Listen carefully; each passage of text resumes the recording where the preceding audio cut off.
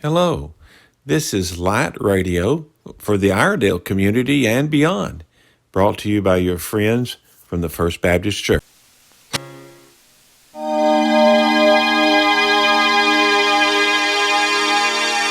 God creates the world. The Lord God had a great plan. In the beginning, God created the heaven and the earth. The earth had no form, and darkness covered the waters. And God said, "Let there be light." And there was light. God saw that the light was good, and he separated the light from the darkness, calling the light day and the darkness night. And there was evening, and there was morning, the first day.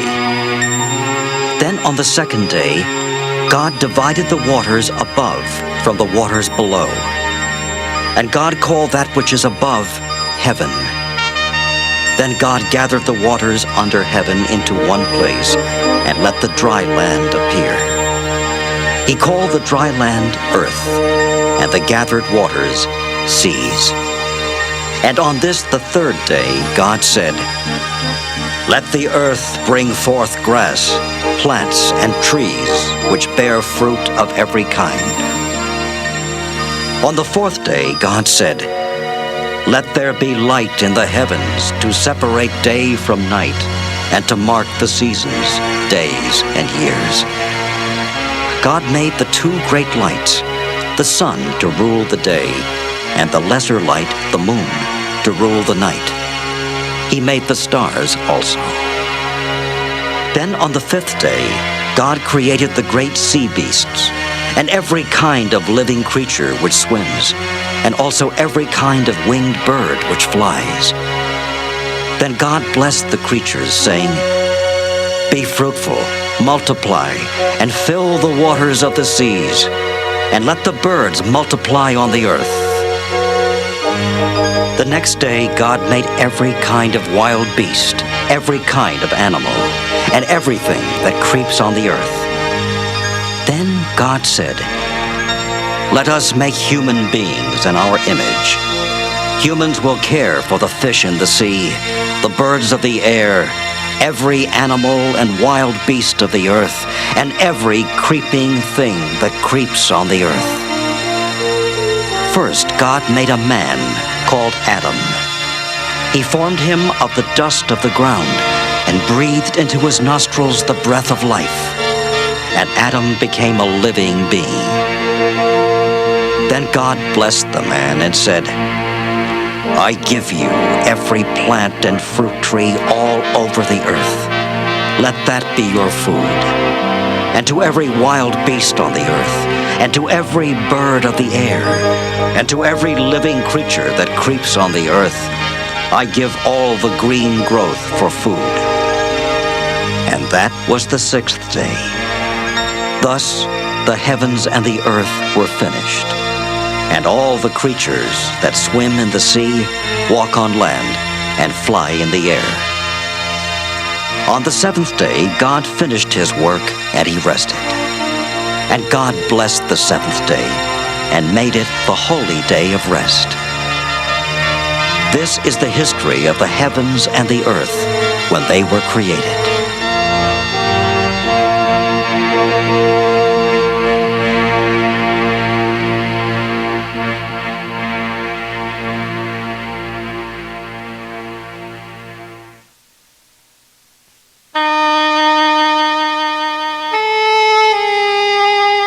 Adam and Eve. After God created the heavens and the earth, all the fish, birds, beasts, plants, and man, he planted a garden called Eden, and he put the man, Adam, there. In Eden there were trees that were beautiful to look at, and trees that were good for food. In the middle of the garden he put the tree of life, and the tree that gives knowledge of good and evil. And there was a river which watered the garden. And the Lord God said to Adam, "You are free to eat from every tree in the garden, except the fruit of the tree of knowledge of good and evil. If you eat the fruit from that tree, you shall die. Then the Lord God brought every beast of the field and every bird of the air to Adam for him to name. Adam named all the animals and the birds and every beast of the field, but he could find no companion for himself. Then God said, "It is not good that man is alone. I will make him a companion to suit him." And God caused a deep sleep to fall upon Adam. And while he slept, God made a woman and brought her to Adam. Now, the snake was trickier than any beast of the field that God had made. And it said to the woman, Has God said that you can eat of every tree of the garden? And the woman said to the snake, We may eat the fruit of the trees of the garden. But the fruit of the tree in the center of the garden, God has said, You shall not eat from it, nor shall you touch it, or you will die. And the snake said, No, you will not die. God knows that the day you eat from it, your eyes will be opened, and you will, like God, know what is good and what is evil. When the woman learned that the fruit of the tree was good for food, that it was delightful to look at, and also that it would make one wise, she took some of the fruit and ate it. She also gave some to her husband, and he ate. In the cool of the day, when they heard the voice of the Lord God walking in the garden, the man and his wife hid themselves from the presence of God among the trees of the garden. But the Lord God called to the man and said, Where are you? I heard your voice in the garden, and I was afraid, so I hid myself. God asked, Have you eaten from the tree from which I told you not to eat? The woman you gave me as a wife gave me some fruit from the tree, and I ate it. Then the Lord God asked the woman, What is this that you have done? I ate it because the snake tricked me and lied to me. Then God said to the snake, Because you have done this, most cursed shall you be of all beasts. You shall crawl on your belly, and all the days of your life you shall eat dust. Men and snakes will always be enemies. Men will hurt your head, and you shall hurt their heel. And to the man he said, Because you have listened to what your wife said, and have eaten from the tree from which I forbade you to eat, you shall work hard all the days of your life. From your effort and sweat shall you eat bread until you return to the ground. For out of the ground you were taken, for dust you are, and to dust shall you return. And Adam called his wife's name Eve, because she was the mother of all human beings. Then God said, Behold, the man knows good from evil. And now, so he does not eat also of the tree of life and live forever, God sent him out of the Garden of Eden. And he placed angels at the east of the Garden of Eden, and a flaming sword, which turned every way to guard the path to the tree of life.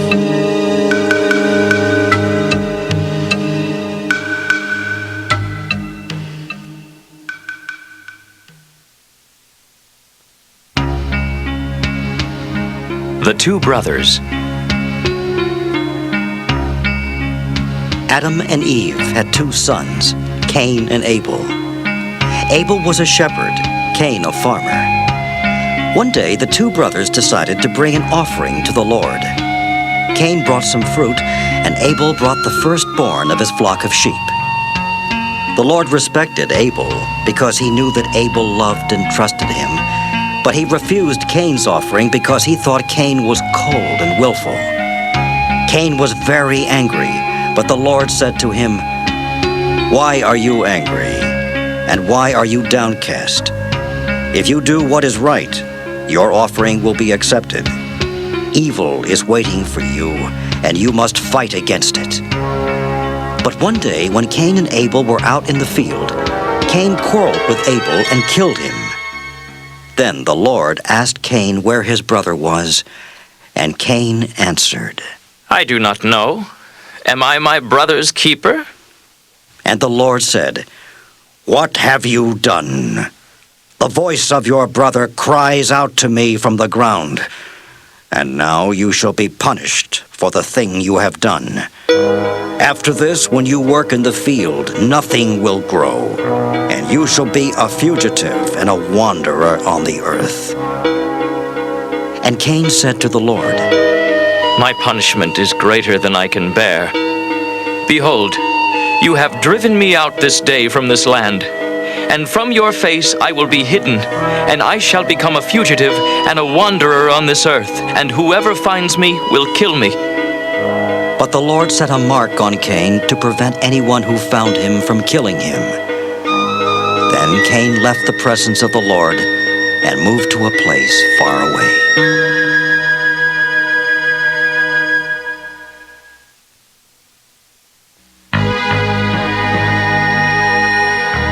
Noah and the Great Flood.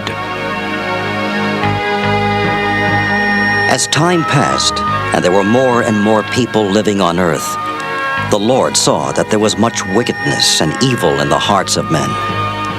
God came to be sorry that he had made man on earth, and he said, "I will destroy man whom I've created, for I am sorry that I have made him."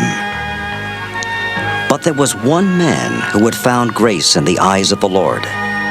His name was Noah, and he was a good and faithful man who worshipped God. Noah had 3 sons, Shem, Ham, and Japheth, and they believed in God and prayed to him with their father. One day, when Noah was working the fields, God came to him and said, "I am angered with men and their violent ways, and I shall cleanse the earth of them. But you and your family are good and shall be saved. Now listen carefully. You must build yourself a great ark, and you must go into it with your wife and your sons and their wives. And you must bring 2 of everything that lives on earth, a male and female. Gather every kind of bird and animal, and you must bring enough food to keep all alive. For 7 days from now, I shall cause a great rain to fall on earth, and it shall fall for 40 days and 40 nights. And I will destroy from the face of the earth all the things I have made." Noah listened carefully and did as the Lord bid him do. He built a great ship and gathered 2 of every animal and bird.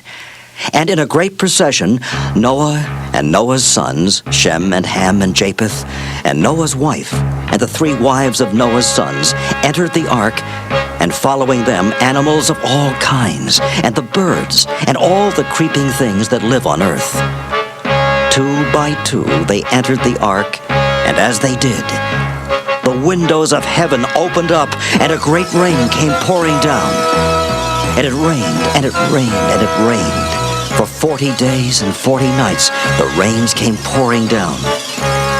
The ark rose high on the waters as the flood covered the earth, and the hills and the mountains, and the birds and the beasts. Everything that lived on earth was destroyed. But Noah and his family, and the animals and the birds on the ark were safe, sailing on the high waters.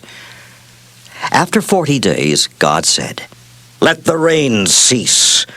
Let a gentle wind blow. Let the waters recede."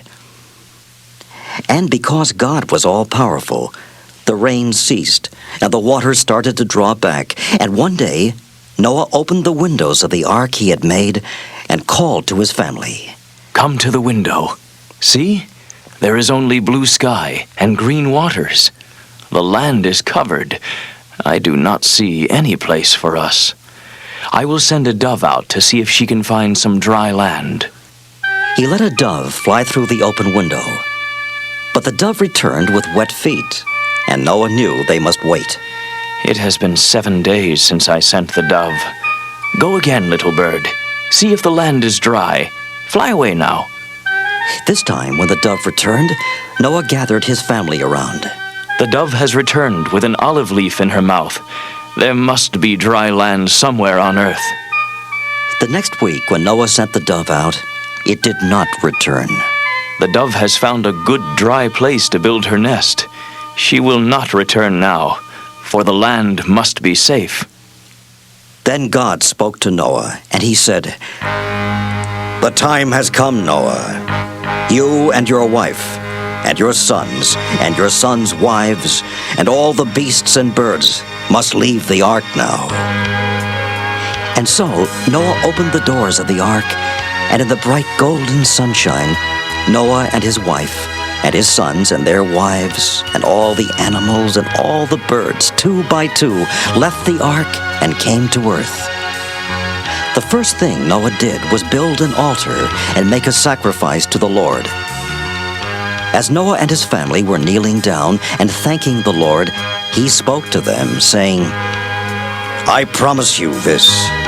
Never again will I destroy every living thing as I have done. Never again will there be a flood that destroys all flesh. I will make a sign to seal my promise to you. Look up now into the heavens to see my sign." Noah and his family raised their heads to the sky, and there above them in a great brilliant arch was a shining rainbow.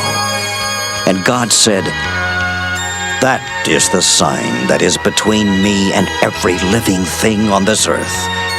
And whenever you look upon a rainbow, you will remember this promise that I have made to you."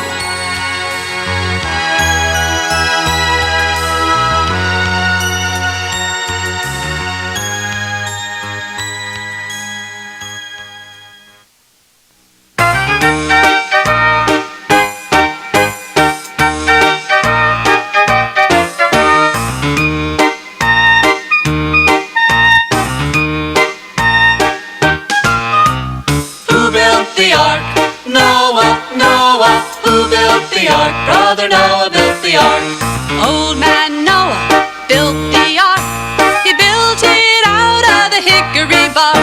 He built it long, both wide and tall, with plenty of room for the large and small. Who built the ark? Noah, Noah, who built the ark? Brother Noah built the ark. In came the animals 2 by 2, hippopotamus and kangaroo. In came the animals 3 by 3, 2 big cats and a bumblebee. Who built the ark? Noah, Noah, who built the ark? Brother Noah built the ark. In came the animals 4 by 4, 2 through the window and 2 through the door. In came the animals 5 by 5. The bees came a-swarming from the hive. Who built the ark? Noah, Noah, who built the ark? Brother Noah built the ark. In came the animals 6 by 6. The elephant laughed at the monkey's tricks. In came the animals 7 by 7, giraffes and camels looking up to heaven. Who built the ark? Noah, Noah, who built the ark? Brother Noah built the ark. In came the animals 8 by 8, some on time and the others were late. In came the animals 9 by 9, some were laughing and some were crying. Who built the ark? Noah, Noah, who built the ark? Brother Noah built the ark. In came the animals 10 by 10, time for the voyage to begin. Noah said, "Go shut the door. The rain started falling and we can't take more." Who built the ark? Noah, Noah, who built the ark? Brother Noah built the ark.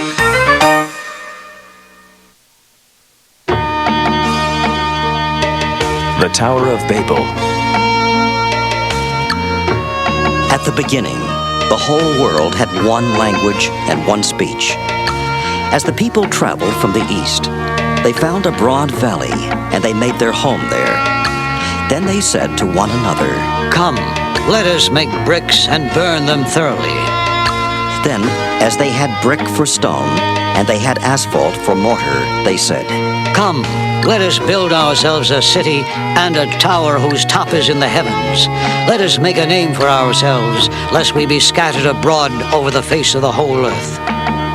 But the Lord came down to see the city and the tower which the sons of men had built.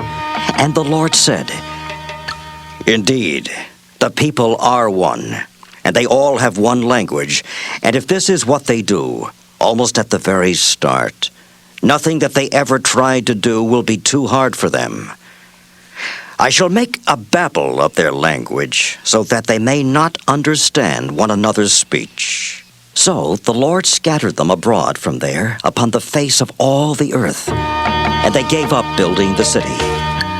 Therefore they named it Babel, because it was there that the Lord made a babel of the language of the whole earth, and from there that the Lord scattered men abroad over all the earth.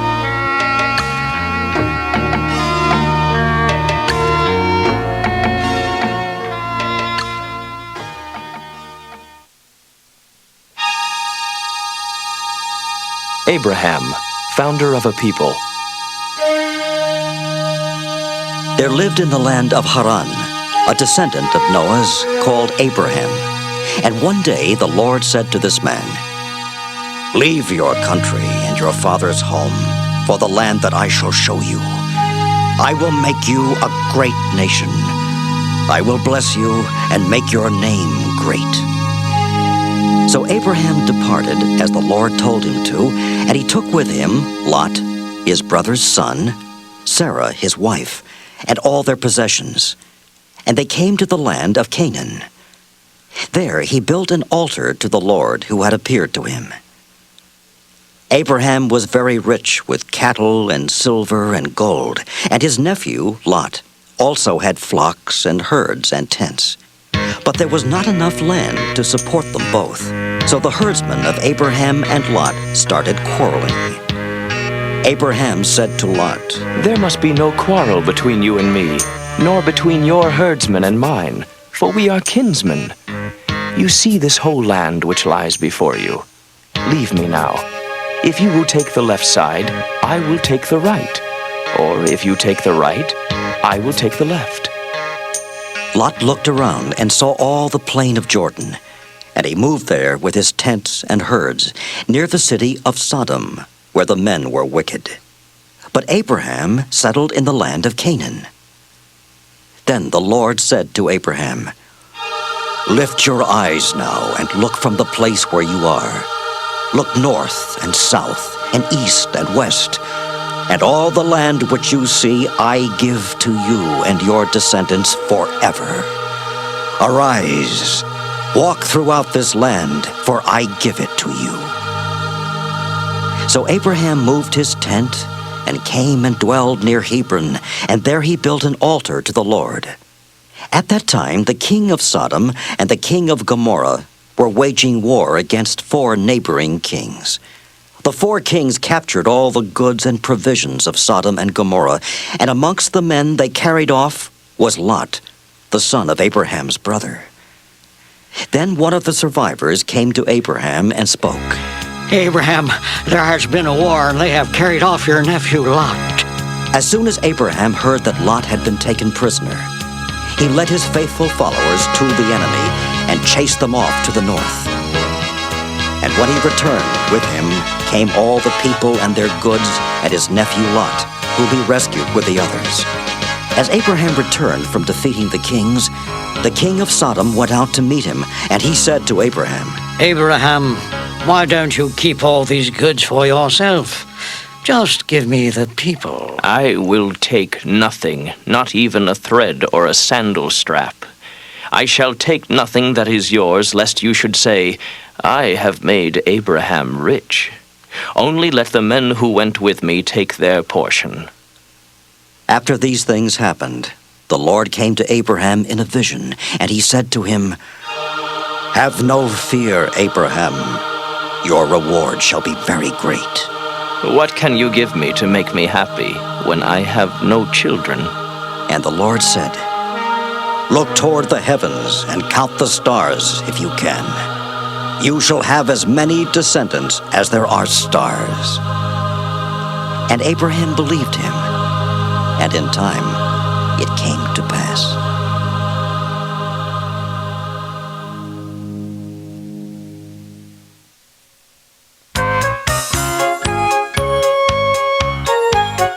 Father Abraham had many sons. Many sons had Father Abraham. I am one of them, and so are you. So let's all praise the Lord. Father Abraham had many sons.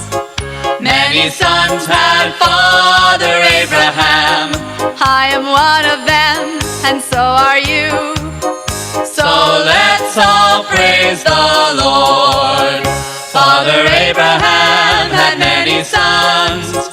Many sons had Father Abraham. I am one of them, and so are you. So let's all praise the Lord.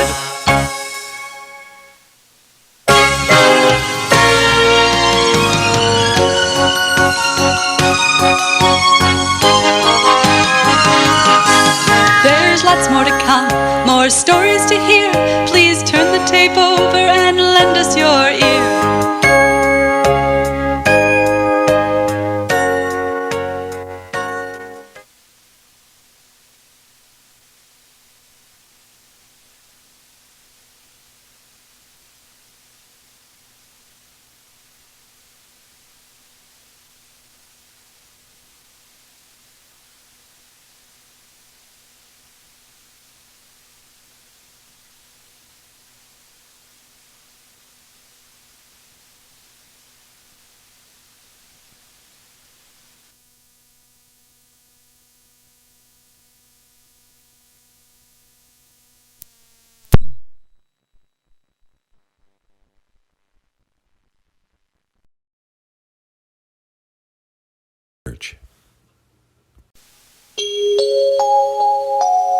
Rebecca, the bride.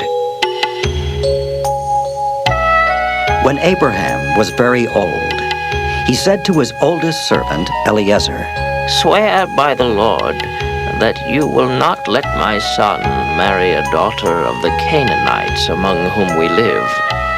You shall go to my own country and people, and there choose a wife for my son Isaac. Suppose the woman will not be willing to follow me to this land. Am I to take your son back to the land from which you came? Beware that you do not take my son back there. The Lord who took me from my father's house and from the land of my birth swore to me that he would give this land to my descendants. If the woman is not willing to follow you, then you shall be free from your oath. Only you shall not take my son back there. Then the old servant took 10 of his master's camels and set out with precious gifts from his master. He arrived at the city where Nahor, the brother of Abraham, dwelt. It was towards evening, at the time when the women came out to draw water. He made the camels kneel by the well outside the city. While he stood beside the well of water, Rebekah came out, who was the granddaughter of Nahor, Abraham's brother. She carried a pitcher upon her shoulder. The maiden was young and very beautiful. She went down to the well and filled her pitcher. And as she came up, the servant Eliezer ran to meet her and said, Let me drink, I beg, a little water from your pitcher. Drink, sir, and let me draw water for your camels until they have had enough. She quickly emptied her pitcher into the trough and ran again to the well to draw some more water. She drew water for all the camels, while the man gazed upon her, eager to know whether the Lord had made his journey successful or not. When the camels finished drinking, Eliezer took a golden ring and 2 bracelets and gave them to her. Whose daughter are you? Tell me, I beg you. Is there room in your father's house for me to put up in? I am the daughter of Bethuel and the granddaughter of Nahor. We have plenty of straw and feed, and there is room to lodge in. Eliezer bowed his head and thanked the Lord. Blessed be the Lord, the God of my master Abraham. And as for me, the Lord has led me straight to the house of my master's brethren. The young maiden ran and told her mother's household what had happened. When Rebekah's brother Laban saw the ring and the bracelets on his sister's wrists, and heard his sister telling what the man said to her, Laban went out to greet the man. he found Eliezer standing beside the camels at the well. Come in. Why do you stand outside? I have the house all ready, and we have made room for your camels. Laban brought Eliezer into the house after he removed the packs from the camels. He brought straw and feed for the camels and water for Eliezer and the men who were with him, so that they might wash themselves. Then food was set before him to eat. But Eliezer said, I will not eat until I have explained my errand. Then speak on. I am Abraham's servant. My master made me promise to go to his father's house and to his own people and take a wife for his son. Today, when I came to the well, I met Rebekah there with her pitcher on her shoulder. When she had given me and my camels water to drink, she told me that she was the daughter of Bethuel, granddaughter of Nahor. Then I gave her the golden ring and the bracelets, and I blessed the Lord, the God of my master Abraham, who had led me to Rebekah, daughter of my master's brethren, to be a wife for Isaac. Now then, tell me whether or not you will deal kindly and truly with my master, so that I may know what to do next. Then Laban and Bethuel answered, This is the Lord's doing. We cannot interfere. Here is Rebekah. Take her and go, and let her be the wife of your master's son, as the Lord has said. When Eliezer heard their words, he bowed himself down to the earth before the Lord. He then brought out jewels of silver and of gold and garments, and he gave them to Rebekah. He also presented costly gifts to her brother and her mother. He and his men then ate and drank and stayed all night. Next morning, when he arose, he said, Send me away to my master. Let the maiden remain with us a few days, at least 10. Then she may go. Do not delay me. The Lord has made my errand a success. Let me leave with her that I may go to my master. We will call the maiden and ask her wishes. They called for Rebekah. Will you go with this man? I will go. So they blessed Rebekah. Sister, may you be the ancestress of thousands and 10,000s. Then Rebekah and her maids mounted the camels and followed Eliezer.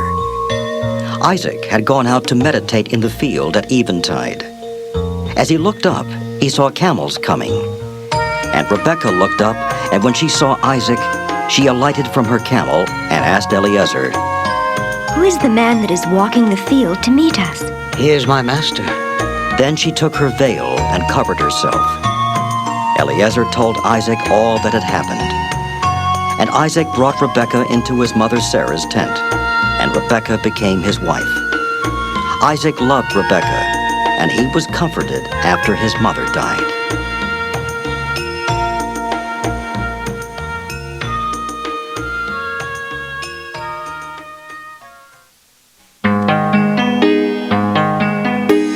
Esau and Jacob.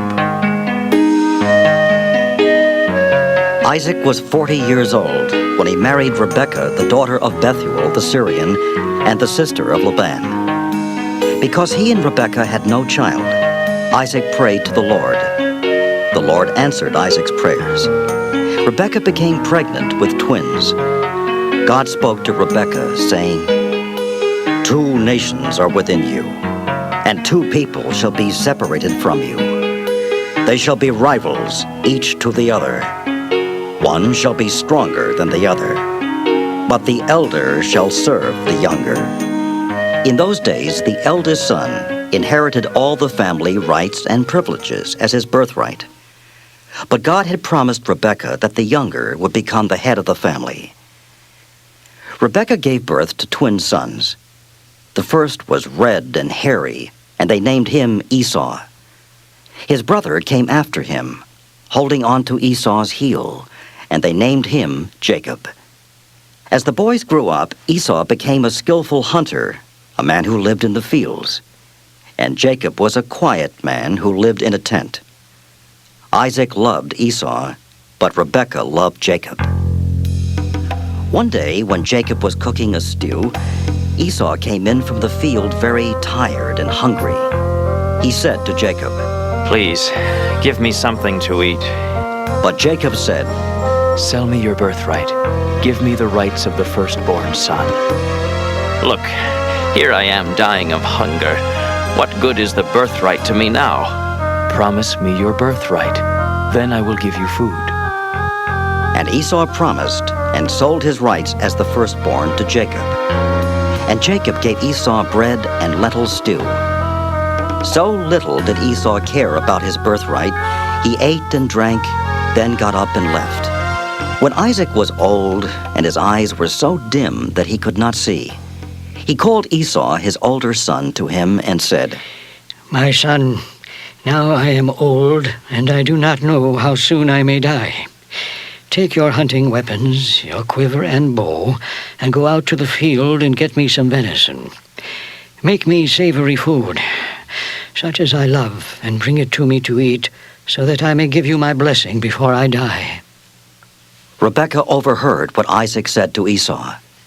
After Esau had gone off to the fields to hunt for venison to make his father's stew, Rebekah said to Jacob, I heard your father speak to your brother Esau. He bid him hunt venison and make him food so that he might eat and bless him in the presence of the Lord before he dies. Now, my son, do exactly as I tell you. Go to the flock and bring me 2 tender lambs. I will prepare them as your father loves, and you shall bring it to your father to eat, so that he may bless you before he dies. My brother Esau is a hairy man, but my skin is smooth. Suppose my father should feel me. I would appear to him as a deceiver and bring a curse upon myself instead of a blessing. Upon me be your curse, my son. Only obey me, and go and get the lambs for me. So Jacob went and got them and brought them to his mother. His mother made savory food, such as his father loved. Then Rebekah took Esau's best clothes, which he had in the house, and dressed Jacob in them. She spread the goat skins on his hands and upon the smooth part of his neck.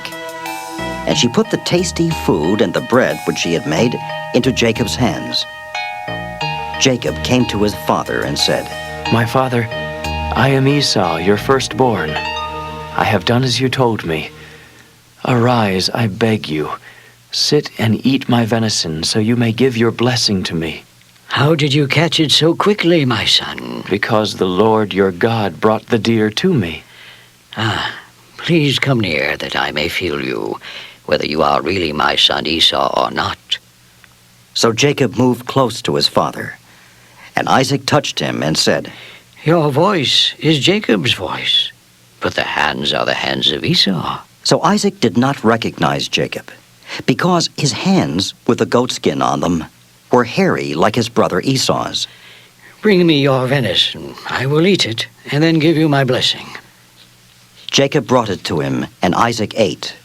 He brought him wine, and he drank. Come here now and kiss me, my son. Jacob came near and kissed his father.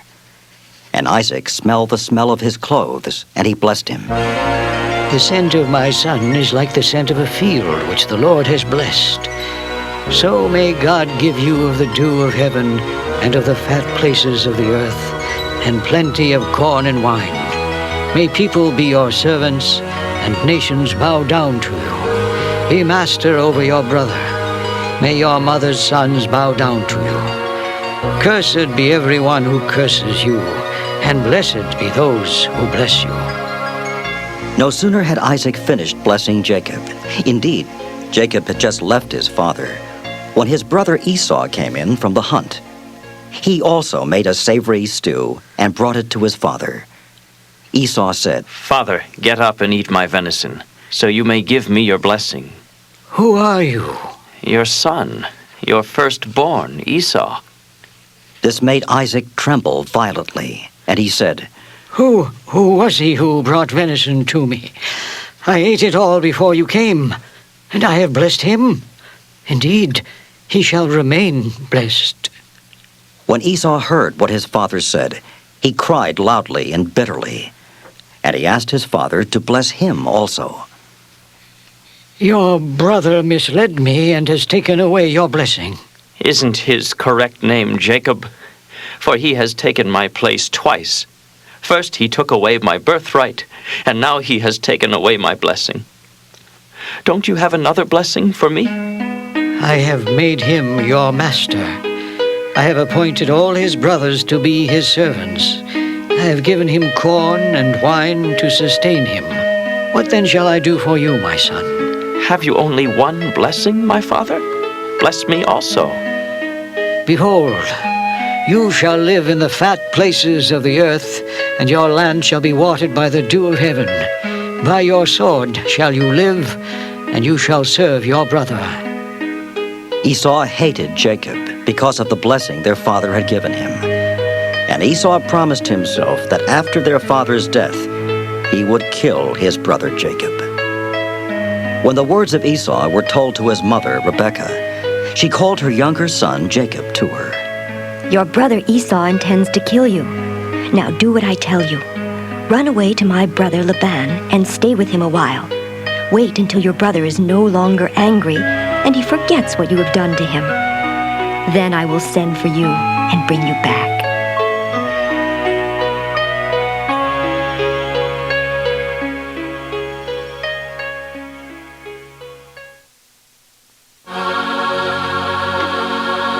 Esau forgives Jacob.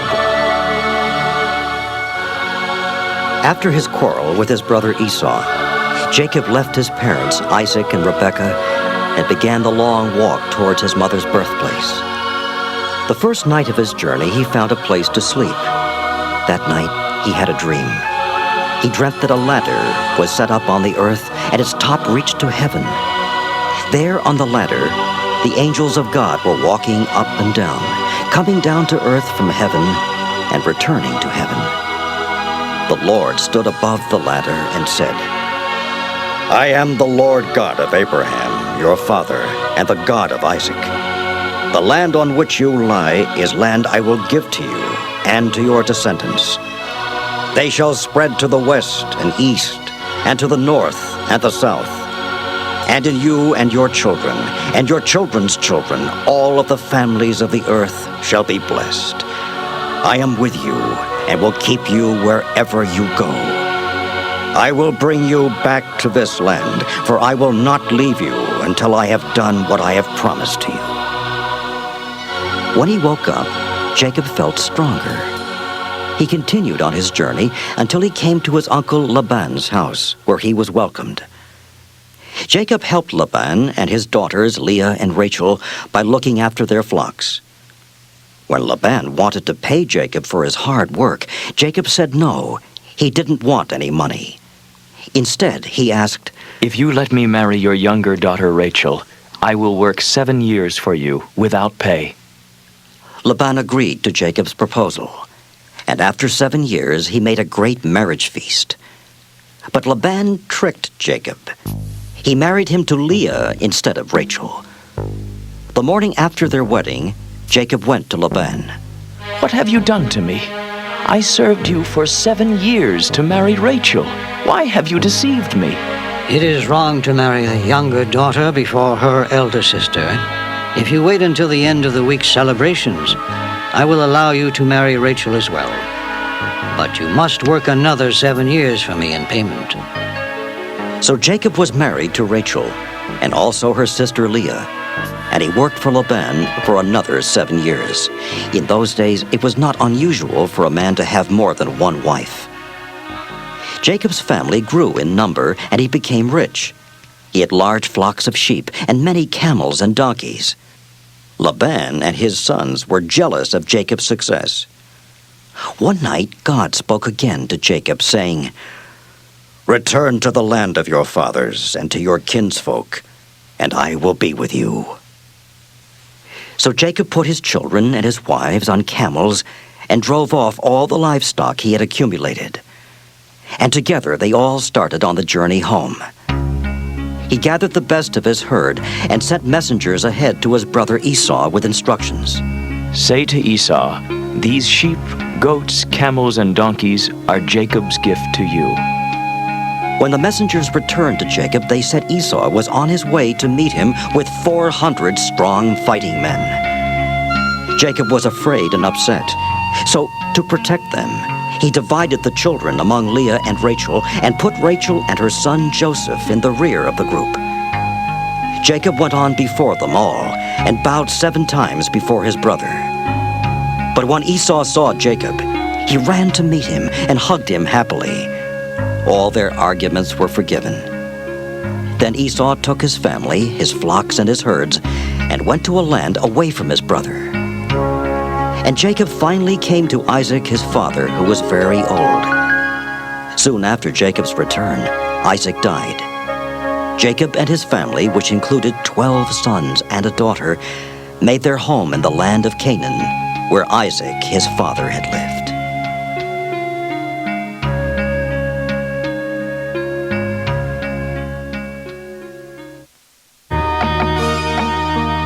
Joseph, the boy. Jacob and his family of 12 sons and a daughter lived in Canaan. Because he loved his son Joseph the best, he had a beautiful coat with many colors made specially for him. This made Joseph's brothers very jealous. Like his brothers, Joseph was a shepherd and tended his father's herds. One night he had a dream. The next morning he told it to his brothers. I dreamed that we were binding sheaves of wheat in the field, and my sheaf stood up, while your sheaves surrounded it and bowed down to it. After he told this dream to his brothers, they hated him even more. The next night Joseph had another dream, and in the morning again told it to his brothers and to his father. Last night, I dreamed that the sun, the moon, and 11 stars bowed down to me. This dream upset everyone. His father said, What is this dream that you had? Do you really think that I and your mother and your brothers should bow down before you? Joseph's brothers took the flock to pasture. His father sent Joseph after them, saying, Please go and see if all is well with your brothers in the flocks, and bring me back news of them. Joseph went looking for his brothers. He didn't know that they were planning to kill him. Here comes the dreamer, they said to each other. Let us kill him and throw him into one of the pits. We'll just say that a wild beast ate him. When his brother Reuben heard this, he saved Joseph's life. He said, Let's not kill him. We can throw him into this pit and leave him here. Secretly, Reuben planned to rescue Joseph and return him to their father. When Joseph found his brothers, they held him down, took his beautiful coat of many colors, and threw him into an old, dry, empty pit. Then they sat down to eat. In the distance, they saw a caravan with camels loaded with spices traveling on its way to Egypt. Judah said, We won't gain anything if we kill our brother and conceal his murder. Let's not hurt him. Instead, let's sell him to these Ishmaelites. All the brothers agreed. So they took Joseph from the pit and sold him for 20 silver shekels. Then they took his coat and dipped it in the blood of the goat they had killed for dinner, and sent the bloody coat to their father, saying, We found this coat and didn't know if it was Joseph's or not. But Jacob knew. He believed that a wild beast had killed Joseph, and he was so upset that he tore his clothes and mourned for his son for many days. When his other children tried to comfort him, he said, I will grieve for my son for the rest of my life.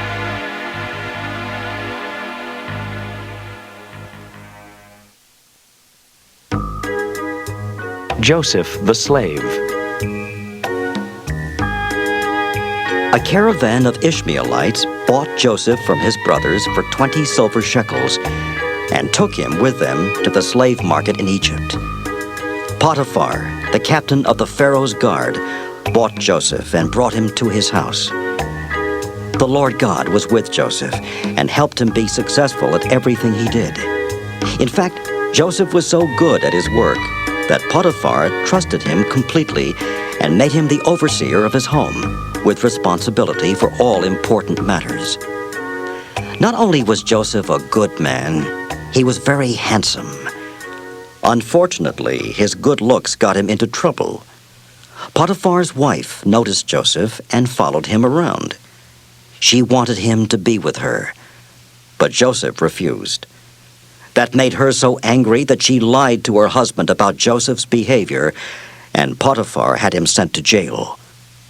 The jailer in charge of the prison discovered how helpful Joseph could be and soon put him in charge of many prison matters. Soon the Pharaoh's butler and baker was sent to the same prison in which Joseph was held, and he was put in charge of their care. One night, both dreamed dreams with special meanings. The next morning, Joseph noticed that they were sad. What saddens you both today? We dreamed last night, and there is no one who can tell us what our dreams mean. Tell me what you dreamed. In my dream, there was a vine before me, and on the vine were 3 branches. It seemed to bud and bloom, and the clusters became ripe grapes. Pharaoh's cup was in my hand, and I plucked the grapes and squeezed them into Pharaoh's cup and handed him the vine. God is telling you what will happen. The 3 branches are 3 days. Within 3 days, Pharaoh will release you from this prison and restore you to your office. And you shall hand Pharaoh his cup as you used to when you were his butler. Please remember me and mention my name to Pharaoh to help me leave jail too. For I was really stolen away from the land of the Hebrews, and I have done nothing wrong and do not belong in the dungeon. When the baker saw that the interpretation was good, he said, In my dream, I too saw something. 3 baskets of delicious pastries were on my head. In the top basket were all sorts of cake for Pharaoh, but the birds kept flying down to peck at them and eat from the top basket. This also is a message from God. The 3 baskets are 3 days. Within 3 days, Pharaoh will release you, and you will be put to death. On the 3rd day, which was Pharaoh's birthday, there was a great feast. As Joseph had said, the chief butler was released and restored to his position, but the baker was hanged. 2 years passed. Then one night, Pharaoh had a dream. In it he was standing beside the Nile River.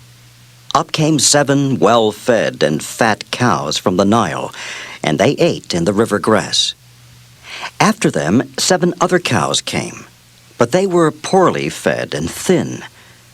Then the poorly fed lean cows ate the well-fed fat cows. Then Pharaoh woke up. When he fell back to sleep, he had a second dream. In it, 7 ears of corn came up on a single stalk, full and good. And 7 ears, thin and blasted by an east wind, sprang up after them and swallowed up the 7 ears that were full and good. Then Pharaoh awoke. The next morning, Pharaoh was worried, so he sent for all the magicians and wise men of Egypt. He told them his dreams, but no one could tell him what they meant. His chief butler remembered Joseph's interpretation of his dream and told Pharaoh of him. So Pharaoh sent for Joseph. I have dreamed a dream, but no one can interpret it. I have heard it said that you know how. Not I. God alone has given you the answer. The 2 dreams are one. God has revealed what he is about to do. The 7 good cows and the 7 good ears both represent 7 good years. The 7 lean and poorly fed cows that came up after them, and also the 7 empty ears blasted with the east wind, shall be 7 years of famine. 7 years of great plenty are coming throughout the land of Egypt. But afterwards shall come 7 years of famine. The dream was sent twice to Pharaoh because God will soon make it happen. Therefore, let Pharaoh find a wise and intelligent man and put him in control of the land of Egypt. Let Pharaoh act quickly and appoint overseers throughout the land to collect 1/5 of all that is grown in Egypt during the 7 years of plenty. Have them store up the corn and hold it for food in the cities. It shall be used during the 7 years of famine so that all will be able to live. Pharaoh was impressed with Joseph's interpretation of his dreams and found his advice very wise. So good did Pharaoh think of Joseph's idea that he appointed him his prime minister.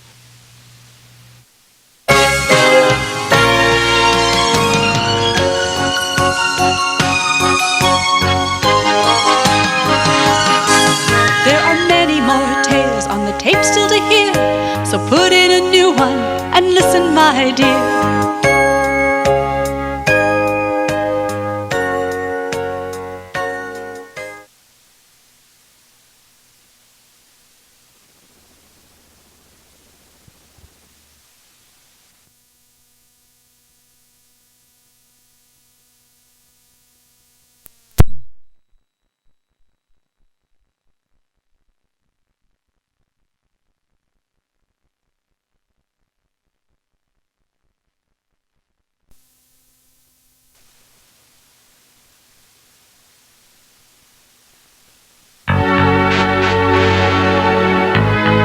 Daniel and his brave friends.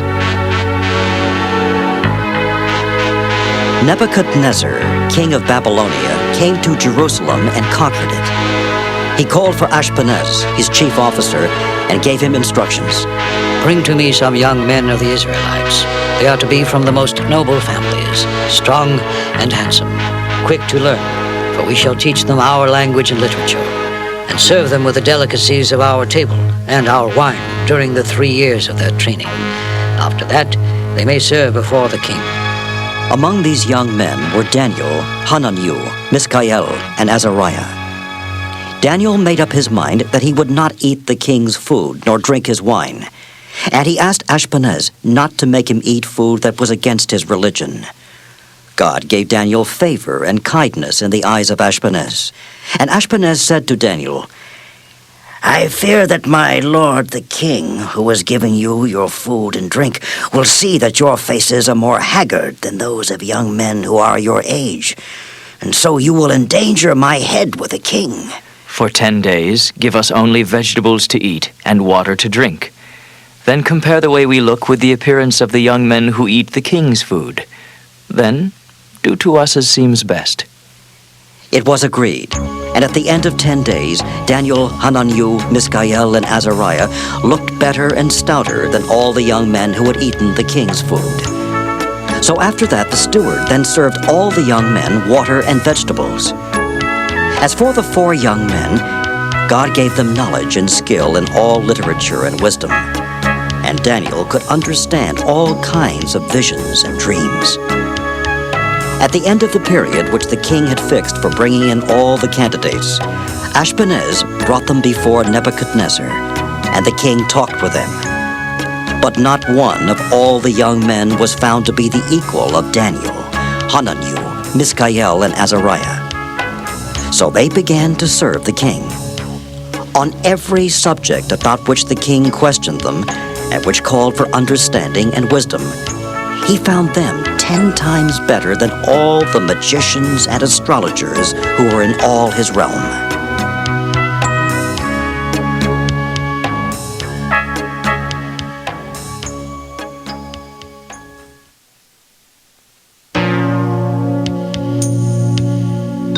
Daniel in the lion's den. It came to pass that Darius now ruled over Babylonia, and one of his 3 chief officials was Daniel. Daniel was so outstanding that the king was thinking of making him ruler of the whole region. The other governors and rulers were jealous and sought to find some charge against Daniel. But he did his job so well, they could find no charge. They decided that the only thing they could accuse Daniel of would be in connection with the law of his God. So they went to the king and spoke to him. Good King Darius, all the governors and the administrators of the kingdom have consulted together and have come to ask you to establish a royal statute. Will you command that whoever shall ask petition of any god or man for 30 days, except of you, O king, shall be thrown into a den of lions? Now, O king, give the command and sign the law like the laws of the Medes and the Persians, that it may not be changed. King Darius signed the law and issued the command. Although Daniel knew about the law, he went into his house to pray. In his upper room, with the windows open toward Jerusalem, he knelt down on his knees 3 times that day and prayed and gave thanks before his God, as was his custom since early days. Then men rushed in and found Daniel praying and calling upon his God. They went before the king and reminded him of his decree. Hear, O king, Daniel, who is one of the captives of Judah, pays no attention to you, O king, nor to the command that you have signed, and he prays 3 times a day. When the king heard these words, he was greatly displeased and set his heart on saving Daniel, and he worked until sundown to save him. But the men all went to the king and said to him, Know, O king, that it is a law of the Medes and Persians that no command nor law which the king gives may be changed. The king then gave his command, and they brought Daniel and threw him into the den of the lions. But the king said to Daniel, May your God, whom you always serve, save you. Then a stone was brought and put at the mouth of the den, and the king sealed it with his own signet ring and with the signets of the lords. Then he went to the palace and spent the night fasting. Very early in the morning, he rose and went to the den of the lions. Daniel, servant of the living God, has your God whom you serve continually been able to save you from the lions? O king, live forever. My God sent his angels and shut the lions' mouths so that they have not hurt me, because I was found innocent before him. And also, O king, I have done no wrong before you. Then the king was very happy, and he commanded that they take Daniel up out of the den. So Daniel was taken up out of the lion's den, and he was not injured, for he had trusted in his God. Then the king commanded that those men who had accused Daniel should be brought and thrown into the den of lions. King Darius then wrote to all the peoples, nations, and races in his kingdom. May your peace be great. I make a law that throughout my kingdom all men shall revere the God of Daniel, for he is the living God, and is the same forever. And his kingdom shall not be destroyed, and his rule shall be without end. He saves and rescues and does wonderful things in heaven and earth. It is he who has saved Daniel from the power of the lions. So Daniel was successful and happy during the reign of Darius, and during the reign of Cyrus the Persian.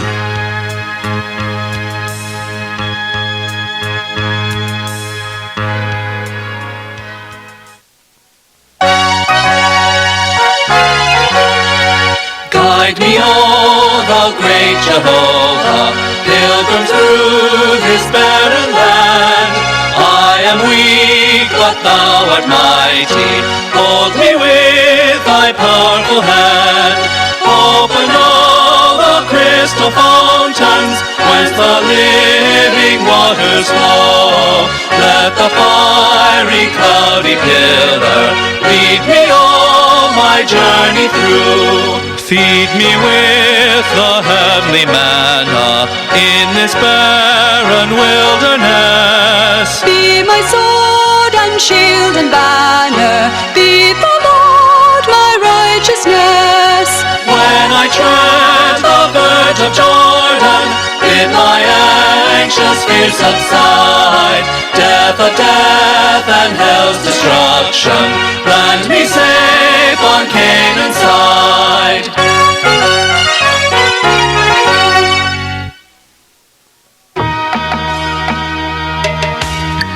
The story of Esther. In the third year of the reign of King Ahasuerus, who ruled the lands from India to Ethiopia, the king made a great feast. All his officials and servants, and the nobles and princes of the province attended. And he showed them the riches of his glorious kingdom and the splendor of his majesty. The feast lasted for 180 days. And then he made another feast, lasting 7 days, for all the people who lived in one province. The feast was held in the court of the garden of the king's palace, and it was very splendid. There were white and blue linen curtains, fastened with cords of fine linens on silver rods and marble pillars, and the couches were of gold and silver. On the 7th day, when the heart of the king was merry, he sent for his queen, Vashti. Bring the queen here, wearing her royal crown, for we must show her beauty to the people and the officials. But the queen refused to come at the king's command, and the king was furious. His anger burned within him, and he summoned his wise men and spoke to them. What shall we do to Queen Vashti, because she did not obey my command? And Memucan, a wise man, replied, Queen Vashti not only wronged the king, but also all the princes and all the people who are in the provinces of King Ahasuerus. If it pleases the king, let a royal decree go out from him, and let it be recorded in our laws that Vashti shall come no more before King Ahasuerus, and let the king give her royal position to another who is better than she. This plan pleased the king, and he did as Memucan advised. Shortly after this, The king's servant said to him that they would gather the beautiful maidens in the palace, so that the king might pick one to be his queen. Now there was in the royal palace a certain Jew named Mordecai, who had adopted his niece, Esther, after her mother and father died. Esther was a lovely, beautiful maiden. When the king's command was made known, Esther was taken along with the other maidens to the king's palace and put in the care of Haggai, the custodian of women. The young woman pleased Haggai, and he gave her special favors. 7 choice maidservants were provided for her from the king's palace, and he moved her and her maidservants to the best place in the house of the women. Esther had not let anybody know that she was a Jewess, for her uncle Mordecai had told her not to say anything. Every day, Mordecai paced in front of the court of the women's quarters to learn about Esther's welfare and what was happening to her. Each young woman's turn came to go in to King Ahasuerus after she had completed 12 months' preparation. Each young woman was given whatever she desired to take with her from the women's quarters to the king's palace. Now when the turn came for Esther to go into the king's royal palace, he loved Esther more than all the other women. So he set the royal crown upon her head and made her queen instead of Vashti. Then the king made a great feast for all his officials and servants, and he proclaimed a holiday and gave gifts. In those days, while Mordecai sat within the king's gates, he overheard 2 of the king's servants plotting to harm the king. He told Queen Esther, and Esther informed the king. And when an inquiry was made into the matter, it was confirmed, and the men were hanged. Then Mordecai's deed was written down in the daily record of events that was kept before the king. Now King Ahasuerus promoted Haman and set him above all the other princes. All the king's servants who were within the king's gates bowed and paid homage to Haman. But Mordecai would not bow or pay homage. The king's servant said to Mordecai, Why do you not obey the king's commands? When Haman saw that Mordecai would not bow or pay him homage, he became very angry. But as they had told him that Mordecai was a Jew, he decided not to lay hands on him alone, but to plot to destroy all the Jews in the kingdom of Ahasuerus. Haman spoke to the king.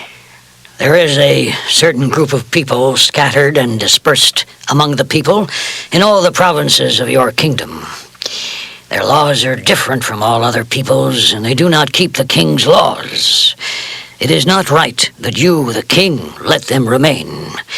If it pleases the king, let a decree be written that these people be destroyed, and when it is done, I will pay 10,000 pieces of silver into the royal treasury. Here's my signet ring to give you authority. The money is yours, and the people also, to do with them as you wish. Then the king's scribes were called, and a decree was written as Haman dictated. It was sent to every province and to every people. It was written in the name of King Ahasuerus and sealed with the king's signet ring. The messages then were sent by men on horses to all the king's provinces, to destroy, to kill, and to put an end to all the young and old, little children and women, on the 13th day of the 12th month, and to rob them of all their possessions.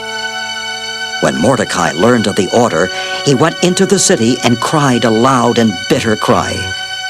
And in every province where the king's command and decree arrived, there was great mourning among the Jews. When Queen Esther heard of the decree, she called one of the king's servants, Hattash, who had been appointed to wait upon her. Go quickly to Mordecai, who stands at the king's gate, and ask him what this new decree against the Jews means and how it happened. Hattash went out to Mordecai in the city square that was in front of the king's gate, and Mordecai told him all that had happened to him. Tell Queen Esther that Haman has promised money to the treasury if he has permission to destroy the Jews, for he will take all their possessions. Show Esther this decree, and tell her to go to the king to plead before him for her own people. Hattash hurried back to Esther and told her all that Mordecai had described to him. Then Esther spoke to Hattash and gave him a command for Mordecai. All the king's servants and the people of the king's provinces know that death is the punishment for any man or woman who goes to the king in the inner court without being called. But if the king holds out his golden scepter, that means the person may live. Now, for 30 days, I have not been called to go into the king." When Mordecai was told what Esther had said, he sent back this answer to Esther. Do you think that you alone of all the Jews will escape because you belong to the king's household? If you keep silent at this time, help will come to the Jews from somewhere else, but you and your family will perish. Who knows whether you have come to the kingdom for such a time as this? Then Esther told them to return this answer to Mordecai. "Go gather all the Jews who live in this province and fast for me. Neither eat nor drink for 3 days and nights. My maids and I will fast likewise, and then I will go to the king, although it is against the law. And if I perish, I perish." Mordecai went away and did as Esther had commanded him. Now it happened on the 3rd day that Esther put on her royal robes and stood in the inner court of the king's palace, across from the king's house, while the king sat on his royal throne in the royal house. When the king saw Queen Esther standing in the court, he found her lovely, and he held out the golden scepter that was in his hand. Then Esther went up and touched the tip of the scepter. What do you want, Queen Esther? What is your request? It shall be given to you up to half my kingdom. "If it pleases the king, let the king and Haman come today to the banquet that I have prepared for him." Servants, bring Haman quickly, that Esther's wish may be granted. When Haman got the message, he was joyful and with a happy heart. He called for his friends and his wife and spoke with them of his riches and how he had advanced above the officials and servants of the king. Besides, Queen Esther invited no one but me to come in with the king to the banquet that she prepared. But it still bothers me that Mordecai the Jew sits at the king's gate. Then his wife Zeresh said to him, "Let a gallows be made 50 feet high, and in the morning suggest to the king that Mordecai be hanged on it. Then go merrily with the king to the banquet." This suggestion pleased Haman, and he ordered the gallows to be made. That night the king could not sleep. He sent his servants for the book of deeds, and they were read to him. In one of them it was written how Mordecai had told about the 2 servants who had plotted to kill King Ahasuerus. Has Mordecai been honored and rewarded for this? "No, my king, nothing has been done for him." At that moment, Haman had just entered the outer room of the king's house to speak to him about hanging Mordecai on the gallows that he had prepared for him. The king ordered Haman to enter, and then said to him, What shall be done for the man whom I wish to honor? Haman thought to himself, "Who would the king wish to honor more than me?" But he answered the king, For the man whom the king wishes to honor, let a royal robe be brought, which the king has worn, and a horse on which the king has ridden, which has a royal crest placed on its head. Then let this robe and horse be delivered to one of the king's most noble princes, so that he may dress the man whom the king delights to honor. Then parade him through the city's square, and proclaim before him, Thus shall it be done to the man whom the king wishes to honor. Then the king said to Haman, Hasten, take the robe and the horse, as you have suggested, and do so for Mordecai, the Jew, who sits within the king's gate. Leave nothing undone of all that you have spoken. So Haman took the robe and the horse, arrayed Mordecai, and led him on horseback through the city square, proclaiming, This is what is done to the man whom the king delights to honor. Afterwards Mordecai went back to the king's gate. But Haman hurried home and told his wife and friends everything that had happened to him. His wife Zeresh said, If Mordecai, before whom you have already been disgraced, is a Jew, you will not win against him, but you will surely fall before him. While they were still talking, the king's servants came and escorted Haman to the feast that Esther had prepared. The king and Haman went to drink with Queen Esther, and once again the king said, Whatever you ask, Queen Esther, it shall be granted you, even to the half of my kingdom. If I have won favor with the king, and if it seems best to the king, let my life and my people be given me at my request. For I and my people have been sold to be destroyed, to be killed, and to perish. Who is he, and where is he who dares to do this? A foe, an enemy, this man, this wicked Haman. Then the king arose in his anger from the banquet and went into the palace garden. Haman stood before Queen Esther, pleading for his life, for he saw that the king was angered. Then as the king returned from the garden, one of his servants said, Look! The gallows 50 feet high, which Haman made for Mordecai, who spoke good on the king's behalf, is standing at the house of Haman. Then hang Haman on it. So they hanged Haman on the gallows that he had prepared for Mordecai. The king then gave the property of Haman, the Jews' enemy, to Queen Esther. And Mordecai was made one of the king's advisors, for Esther had told of his relationship to her. Then Esther spoke again to the king and begged him to call off the evil scheme Haman had planned against the Jews. If it pleases the king, and if I have found favor in his sight, and the thing seems right to the king, let it be written to revoke the letter of Haman in which he wrote to destroy all the Jews in the king's provinces. For how can I endure to see the evil that will come to my people? Queen Esther, you yourself write a decree for the Jews, as you please, in the king's name, and seal it with the king's signet ring. So the king's scribes were called, and the letter was written according to all that Mordecai commanded. And he wrote it in the name of the king, and sealed it with the king's signet ring. Couriers on swift horses were sent to every corner of the kingdom. By these letters, the king permitted the Jews, who were in every city, to gather together and protect their lives. He told them that they should keep the 14th day of the month of Adar, and the 15th day also, the days on which the Jews were saved from the enemies, and the month which was changed for them from one of sorrow to gladness, and from mourning into a holiday, that they should make them days of feasting and gladness, and of sending presents to each other and to the poor. Because of what the letters said and all that they had seen, the Jews ordained that these days of Purim should never disappear from among the Jews.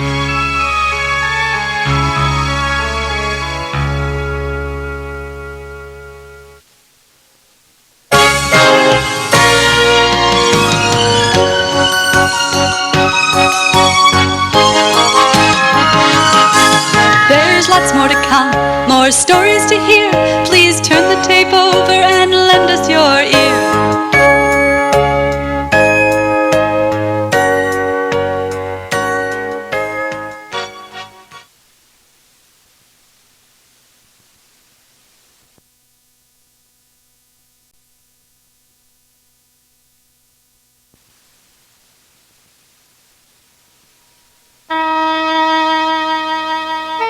The story of Job. There was once a man in the land of Uz, whose name was Job, and he was an upright and God-fearing man. He had 7 sons and 3 daughters. He owned many sheep and camels and oxen and donkeys, and he had many servants, so that he was the richest man among all the peoples of the East. His sons would hold a feast in the house of each one in turn, and they would invite their 3 sisters to eat and drink with them. After the feast, Job would get up early in the morning and offer sacrifices for them. And he said, Perhaps my children have sinned and offended God in their thoughts. One day, when the sons of God came before the Lord, Satan came with them. The Lord asked Satan if he had seen Job, the most blameless and upright man on earth, who worships God and avoids evil. But Satan answered, Is it for nothing that Job reveres God? You have blessed whatever he does, and his wealth has greatly increased.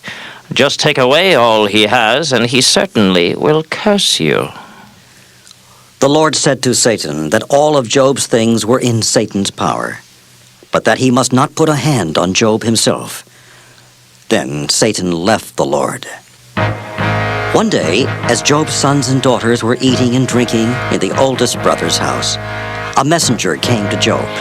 I bring you sad news. The oxen were plowing and the donkeys were grazing near them when a band of Bedouins suddenly attacked and seized them. The servants were killed, and I alone escaped to tell you. While he was still speaking, another messenger came and said, Lightning has fallen from heaven and has completely burned up the sheep and the servants. I alone have escaped to tell you. While this man was still speaking, another came and said, The enemy, attacking in 3 bands, raided the camels and drove them away. The servants were killed, and I alone have escaped to tell you. While this one was still speaking, still another came and said, Your sons and daughters were eating and drinking in their oldest brother's house, and a great wind came from across the wilderness and struck the 4 corners of the house, and it fell upon the young men and killed them. I alone have escaped to tell you. Then Job arose, tore his robe, threw himself on the ground, and worshipped, saying, The Lord gave, and the Lord hath taken away. Blessed be the name of the Lord. In all this, Job did not sin, nor blame God. On another day, when the sons of God came before the Lord, Satan came with them. And the Lord asked Satan if he had seen his servant Job, who was still faithful to God, although he had been ruined. And Satan said, Skin for skin. All that a man has he will give for his life. Just put your hand out and touch his bone and flesh. He will curse you to your face. And the Lord said to Satan that Job was in Satan's power, but Satan must spare Job's life. So Satan left the presence of the Lord and gave Job painful boils from the sole of his foot to the crown of his head. His skin was so terrible that Job took a piece of broken pottery to scrape himself, and his wife cursed God. You speak as a foolish woman speaks. Shall we indeed accept good from God, and we do not accept trouble and hardship? Now, when Job's 3 friends, Eliphaz, Bildad, and Zophar, heard of all this trouble that had come to Job, each one came from his own place. And when they saw him from a distance, they did not at first recognize him. Then they all wept aloud and tore their robes and threw dust upon their heads. And they sat down with him on the ground 7 days and 7 nights, and none spoke a word to him, for they saw that his grief was very great. Then Job began to speak. Let the day perish when I was born. Why did I not die at birth? Why does God give light to him who is in misery, and life to men in bitter despair who long for death? I am not at ease. I get no rest. I have no peace, for troubles keep coming.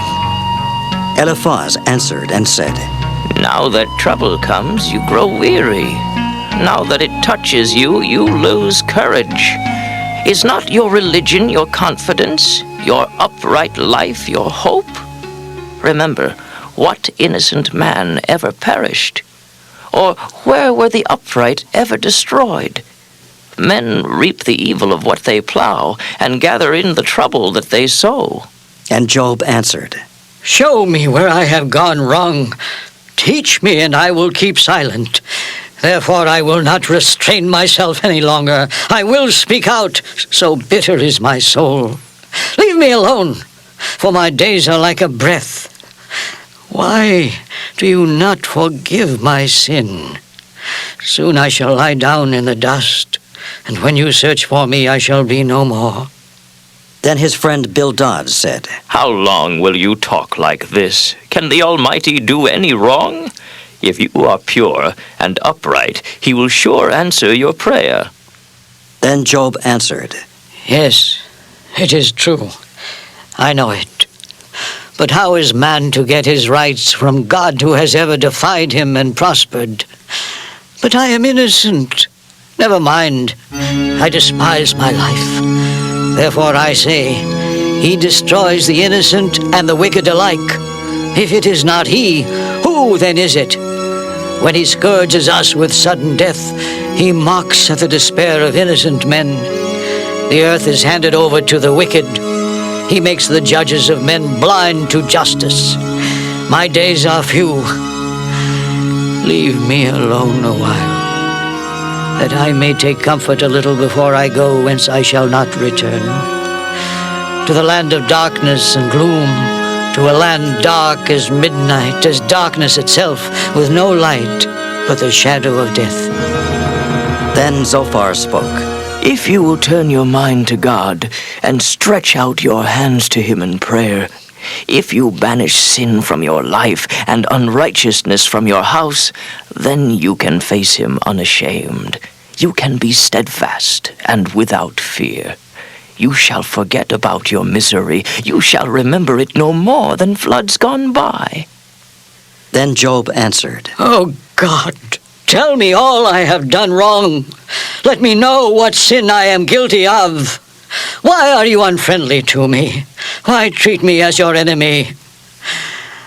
I know that God lives. This body may crumble to dust, but even then my soul shall have a sight of God. Out of the whirlwind the Lord answered Job, and he spoke of the mystery of creation. And he asked these questions of Job. Where were you when I founded the earth? What path leads to the dwelling place of light? Where does darkness dwell? Have you found the foundations of the sea? Have you set foot on the depths of the ocean? Can you give orders to the clouds? Can you send lightning out on its mission? Have you given the war horse its strength? Does your wisdom send the hawk to soar? Does your word make the eagle mount to nest aloft among the hills? Will you argue with the Almighty? To argue with God, first answer all these questions.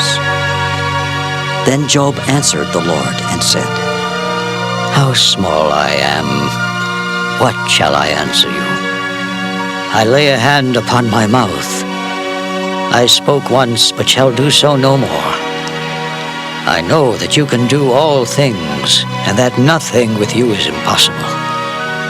I spoke, therefore, without sense, of wonders beyond my knowledge. I have heard of you, but by hearsay, but now my eyes have seen you.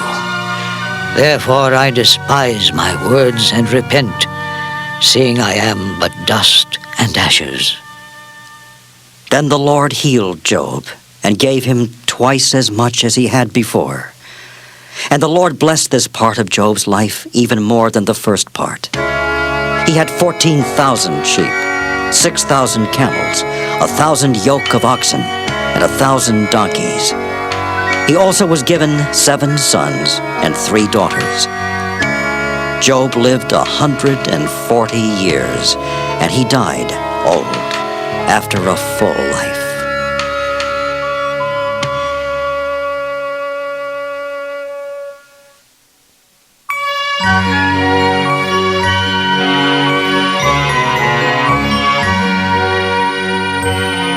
The Lord is my shepherd, I'll walk with him alway.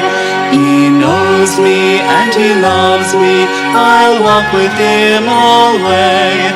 Alway, alway, I'll walk with him alway. Alway, alway, I'll walk with him alway. The Lord is my shepherd, I'll walk with him alway. He knows me and he loves me, I'll walk with him alway. The Lord is my shepherd, I'll walk with him alway. He knows me and he loves me, I'll walk with him alway. Alway, my shepherd, I'll walk with him alway. Always me and he loves me, I'll walk with him alway. Alway, alway, I'll walk with him alway. away, away, I'll walk with him away.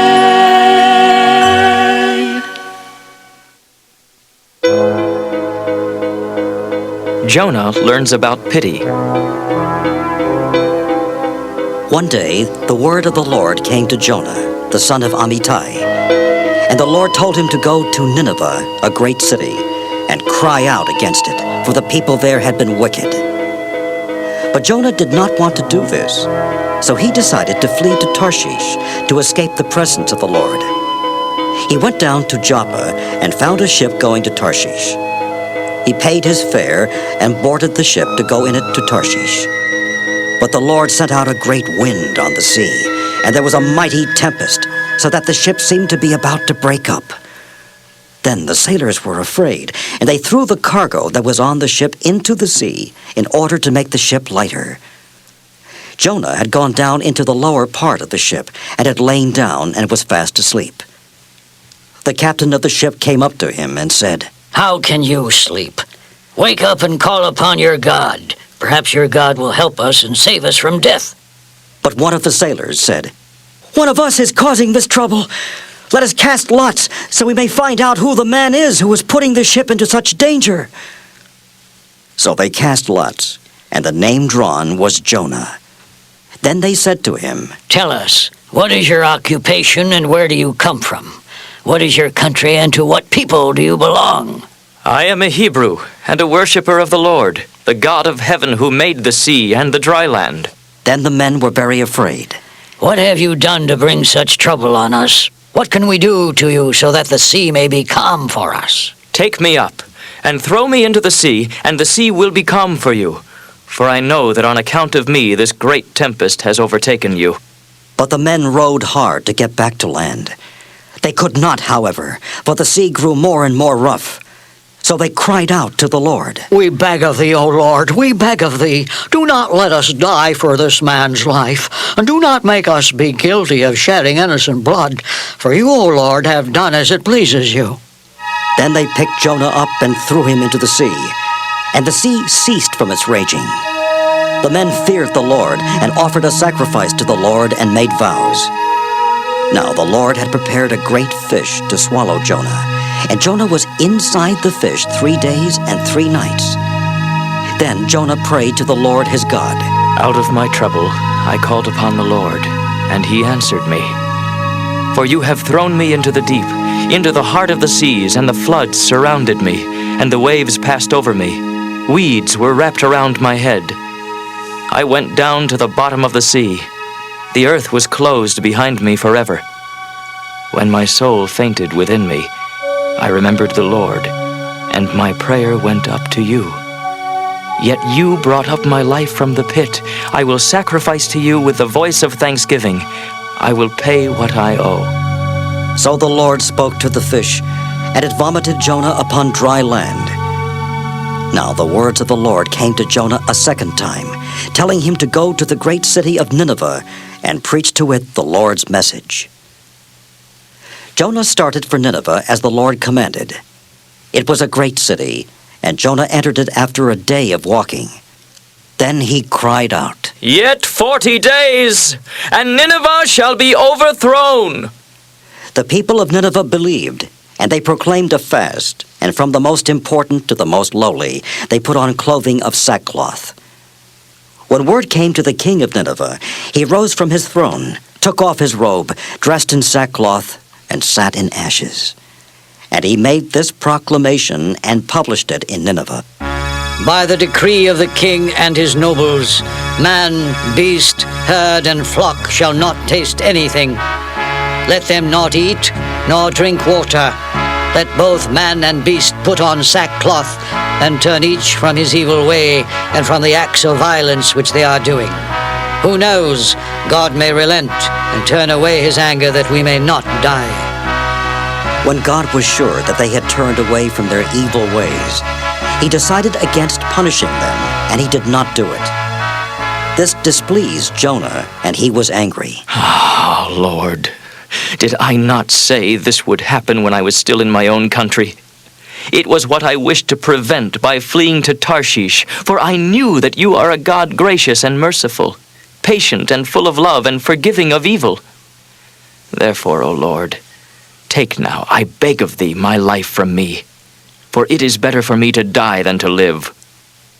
But the Lord said, "Are you doing right in being angry?" Then Jonah left the city, and on its east side he made a shelter for himself and sat under it in the shade, so that he might see what became of the city. And the Lord prepared a large leafy plant and made it grow up to shade Jonah's head from the hot sun. The shade of the plant gave Jonah great comfort. But at dawn the next day, God prepared a worm which so damaged the plant that it withered. When the sun arose, God prepared a hot east wind, and the sun beat on Jonah's head so that he grew faint. Then he wished for death for himself. It is better for me to die than to live. But God said to Jonah, "Is it right for you to be angry that the plant died?"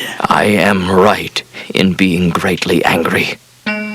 But the Lord said, "You have pity on a plant for which you did not labor, nor did you make it grow, which came up in a night and died in a night. Should I not have pity on Nineveh, that great city, in which live more than 120,000 persons, who are so simple they cannot tell the difference between their right hand and their left?"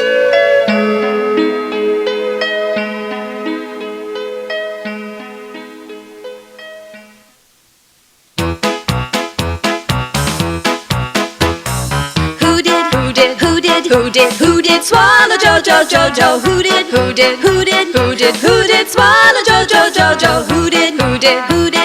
Who did swallow Jojo? Who did swallow Jonah? Who did swallow Jonah? Who did swallow Jonah down? Whale did swallow Jojo. Whale did swallow Jojo. Whale did swallow Jojo. Whale did swallow Jojo. Whale did swallow Jonah. Whale did swallow Jonah. Whale did swallow Jonah down. Noah in the arky. Noah in the arky. Noah in the arky. Noah in the arky. Noah in the arky. Noah in the arky sail. Daniel in the la. Daniel in the la. Daniel in the la. Daniel in the la. Daniel in the lions. Daniel in the lions. Daniel in the lions den.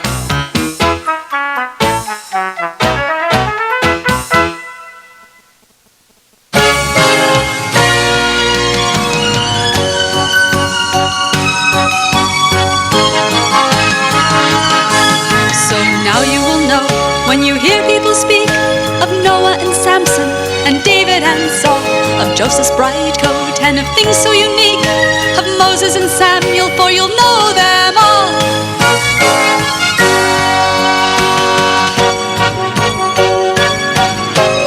And these stories, they tell of the all-knowing Lord and his children who lived as all people do, with love and adventure, faith lost and restored. The lessons we learn will always be true.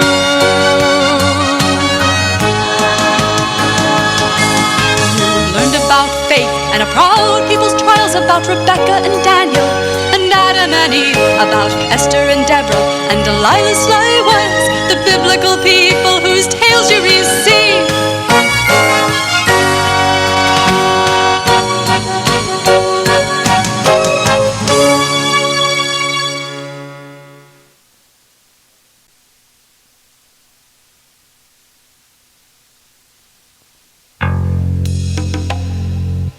Gideon, the man who refused to be king.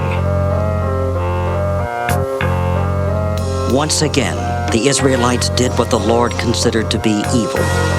And the Lord punished them by putting them in the power of the Midianites for 7 years. Because they were fearful, the Israelites hid themselves in the caves and mountains, and the enemy destroyed the fields and the grain and the sheep and the oxen. They came into the land to destroy it, and there was no food left for the children of Israel. And they cried out to the Lord. Now the angel of the Lord came and spoke to the young man, Gideon. The Lord is with you, you mighty man of valor. Gideon replied, If the Lord is with us, then why has all this happened?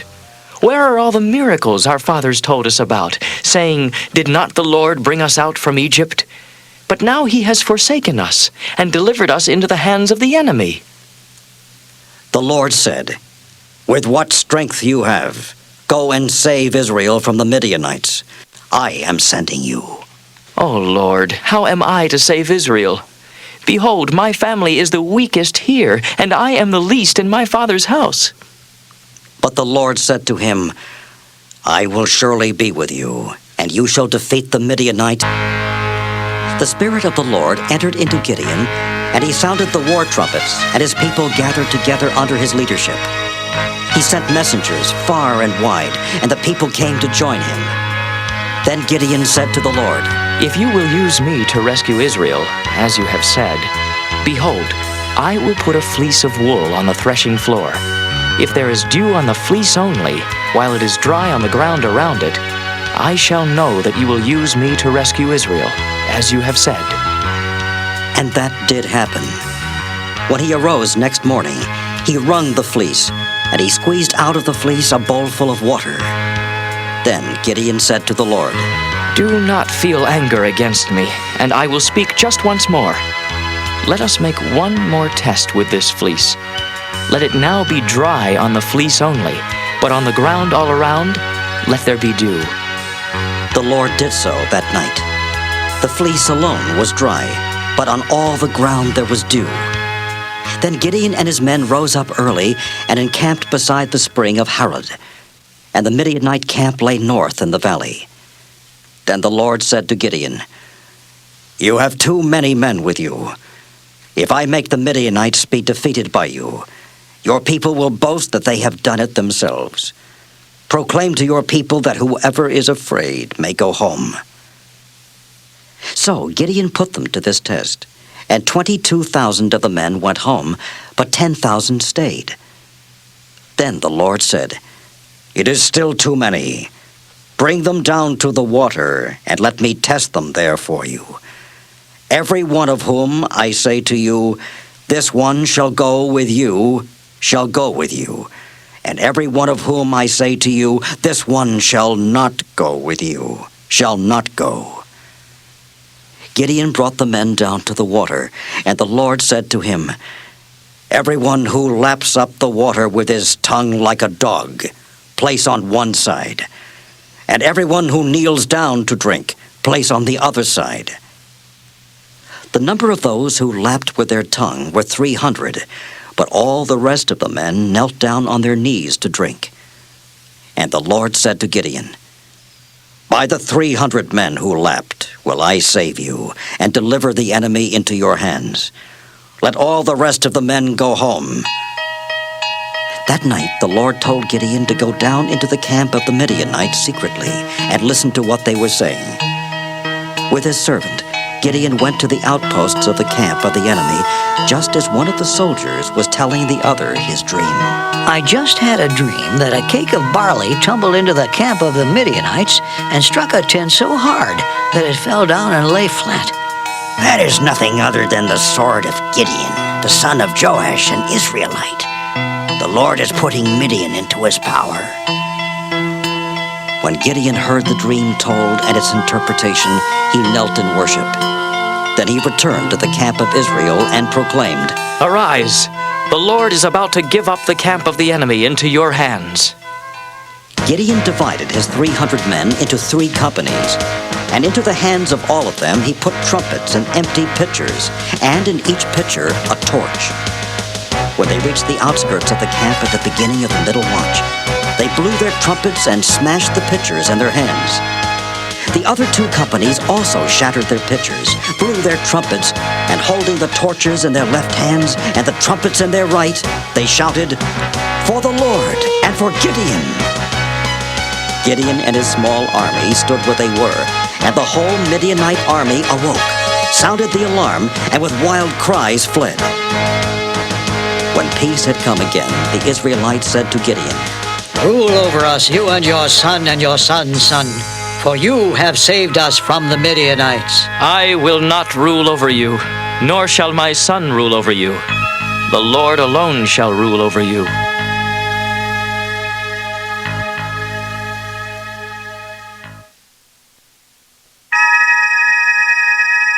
Samson the Strong.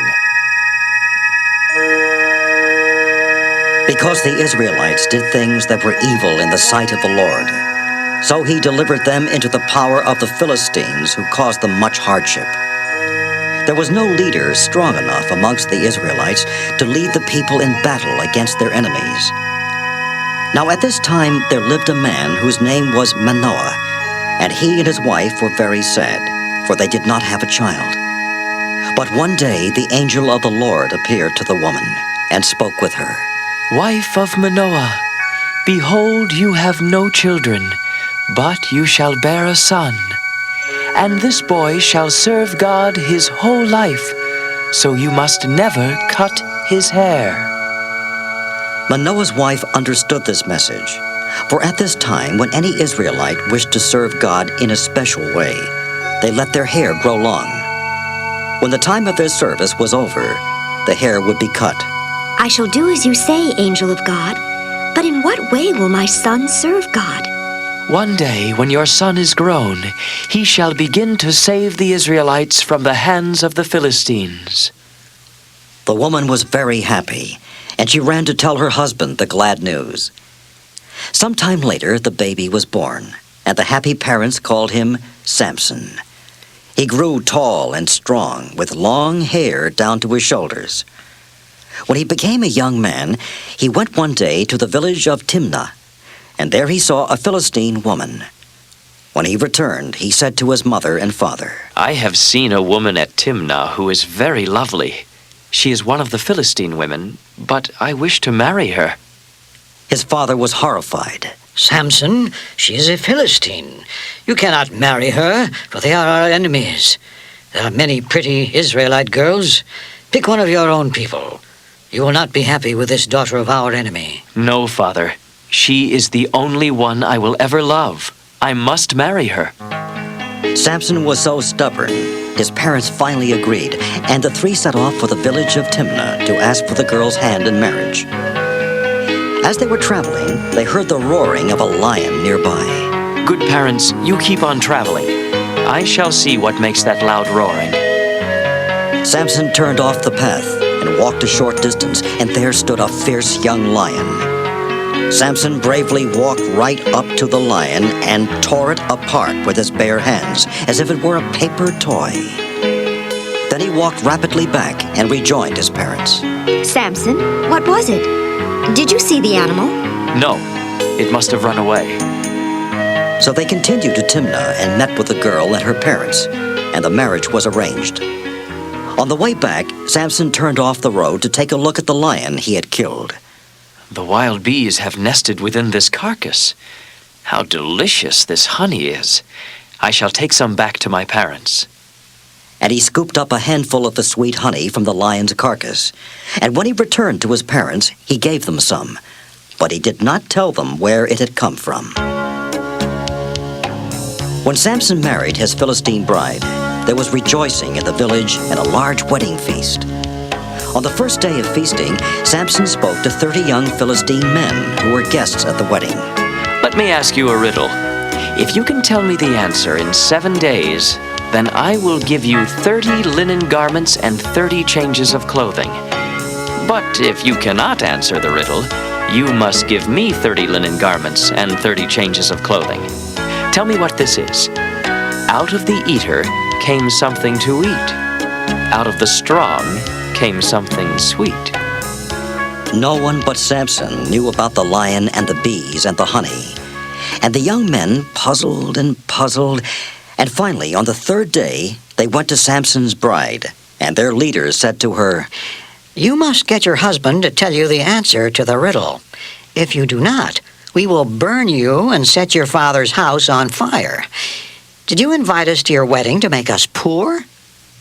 The young woman was frightened, and she went to Samson and pleaded with him for the answer.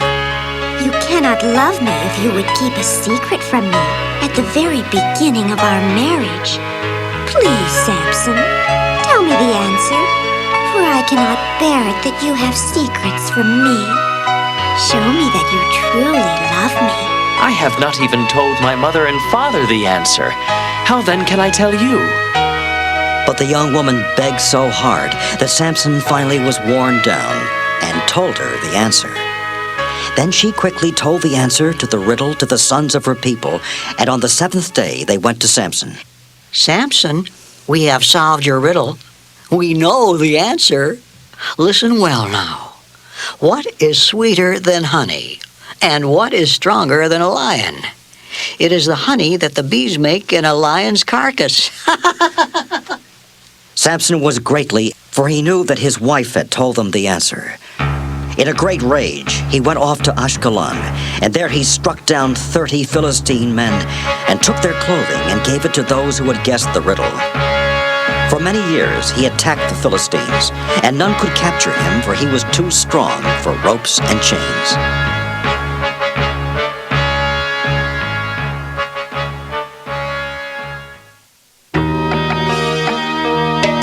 Samson and Delilah. Some years later, Samson fell in love with a woman whose name was Delilah.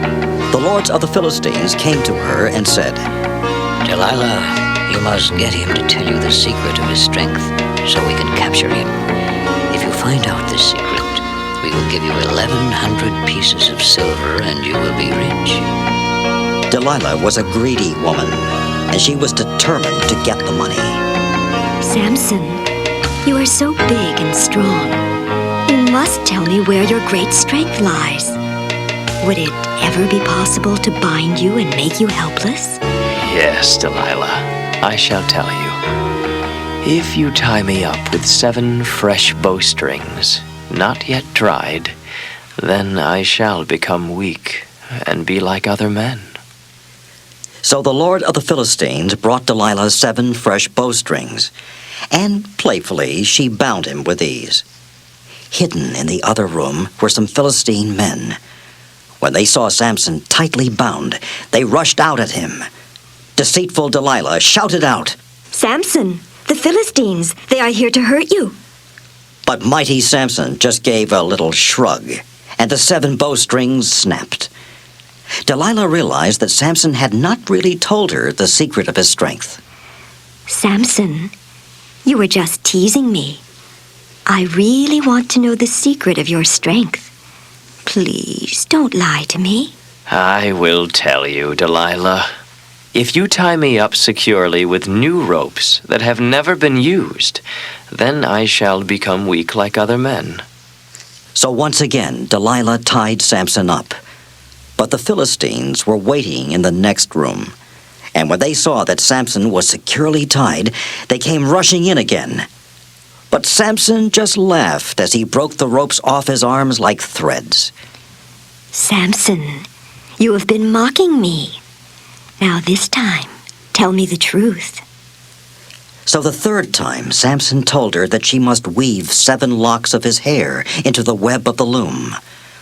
While he slept, she took the 7 locks of hair and wove them into the web of the loom. But when the Philistines rushed at him, he woke out of his sleep and pulled his hair out of the loom. How can you say you love me when you deceive me so? You do not trust me, and 3 times now you have lied to me. She nagged at him day after day. So finally, in weariness, Samson told her, No razor has ever touched my head, for I have belonged to God from birth. If my head were to be shaved, I would lose my strength and be weak like other men. Delilah knew that this time Samson had told her the truth, and she called for the lord of the Philistines. come now, for he has told me the truth. When he falls asleep tonight, we will cut his hair. Then she lulled Samson to sleep and shaved off his hair, and his strength left him. Then she woke him up. Get up, Samson. The Philistines are upon you. Do not fear. I will go out as before at other times and make myself free. But his strength had left him, and the Philistines captured him and put out his eyes and bound him up. Now, gradually, his hair began to grow again. Soon after, the lords of the Philistines gathered together to offer a great sacrifice to their God, and to rejoice that they had captured Samson, their enemy. And as they were making merry at their banquet, their lord said, Call for Samson, that he may perform for us. They brought Samson from the prison, and as he walked along, he spoke to the young man who was guiding him. Let me feel the pillars which support the temple, so I can lean on them. Now the temple was full of men and women. All the lords of the Philistines were there, and on the roof thousands had gathered to watch Samson perform. And Samson called out to the Lord, O Lord God, remember me, I pray. Strengthen me.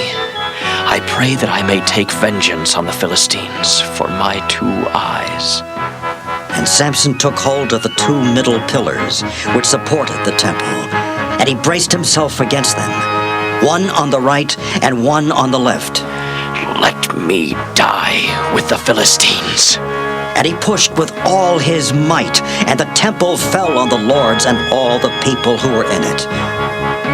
So the dead that he killed at his death were more than he had killed in his life.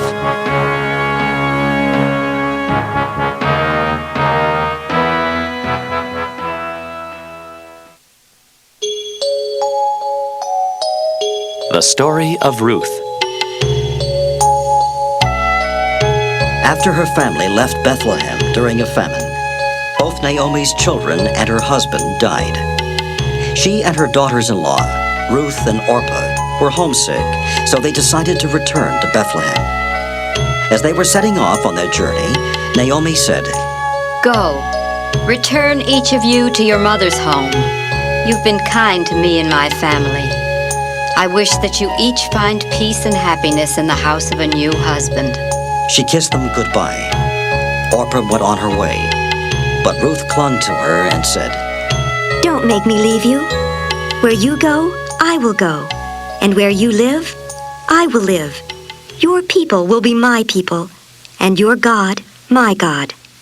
Naomi saw that Ruth had made up her mind to stay with her. And so they traveled together and arrived in Bethlehem at the beginning of the barley harvest. Her friends welcomed Naomi back. In those days, it was the custom for poor people, those without land, and women with no one to support them, to go into the fields after the reapers had harvested and pick up or glean what had been left behind. Boaz, who was related to Naomi through her husband's family, was a wealthy man in Bethlehem. And it was in his field that Ruth gleaned to feed herself and Naomi. Boaz said to her, Listen, my daughter, do not glean in any other field, and do not leave here, but stay with the maidens. I have told the young men not to bother you. When you are thirsty, go and drink. I have heard of the kindness you have paid your mother-in-law, and wish that you be repaid. I hope that I please you, for you have comforted me and spoken kindly. At noonday, Boaz told Ruth to eat with the rest of the people working in his field. So she sat with the reapers and ate. Then she returned to the field and gleaned until evening. At the end of the day, she had a bushel of barley, which she took to her mother-in-law. Naomi was pleased and asked her who owned the field in which she had worked all day. When Ruth told her that the field was owned by Boaz, Naomi said, The man is a near relative of ours. It is best that you should go out with his maidens and that you work in no other field. So Ruth gleaned there until the end of the barley and wheat harvests, and she lived with Naomi.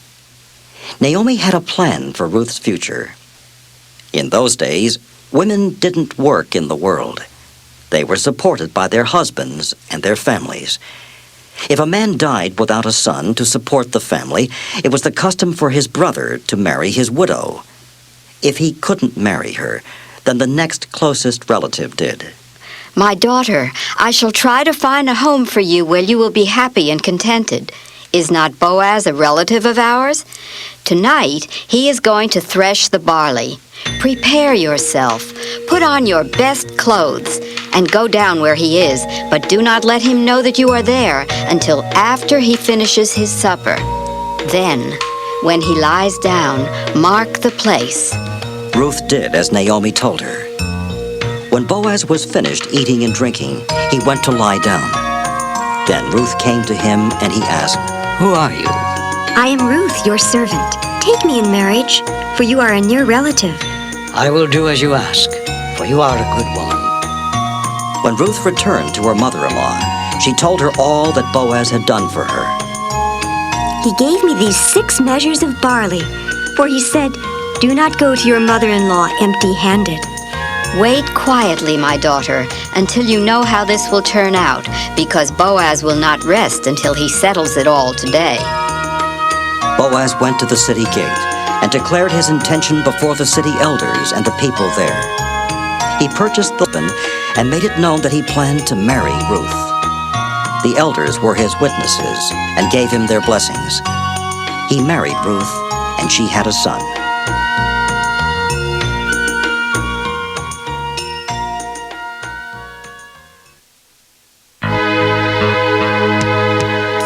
Samuel, the prophet. There lived in the city of Ramah a man named Elkanah. When his wife Hannah had a son, she named him Samuel and said that he had been given to her by the Lord. When the boy grew a little older, he remained at the temple to serve the Lord under the guidance of Eli the priest, and he grew up in the temple of the Lord. Now the sons of Eli were wicked men. They cared nothing for the Lord, and they despised the offerings which were brought to the temple for the Lord.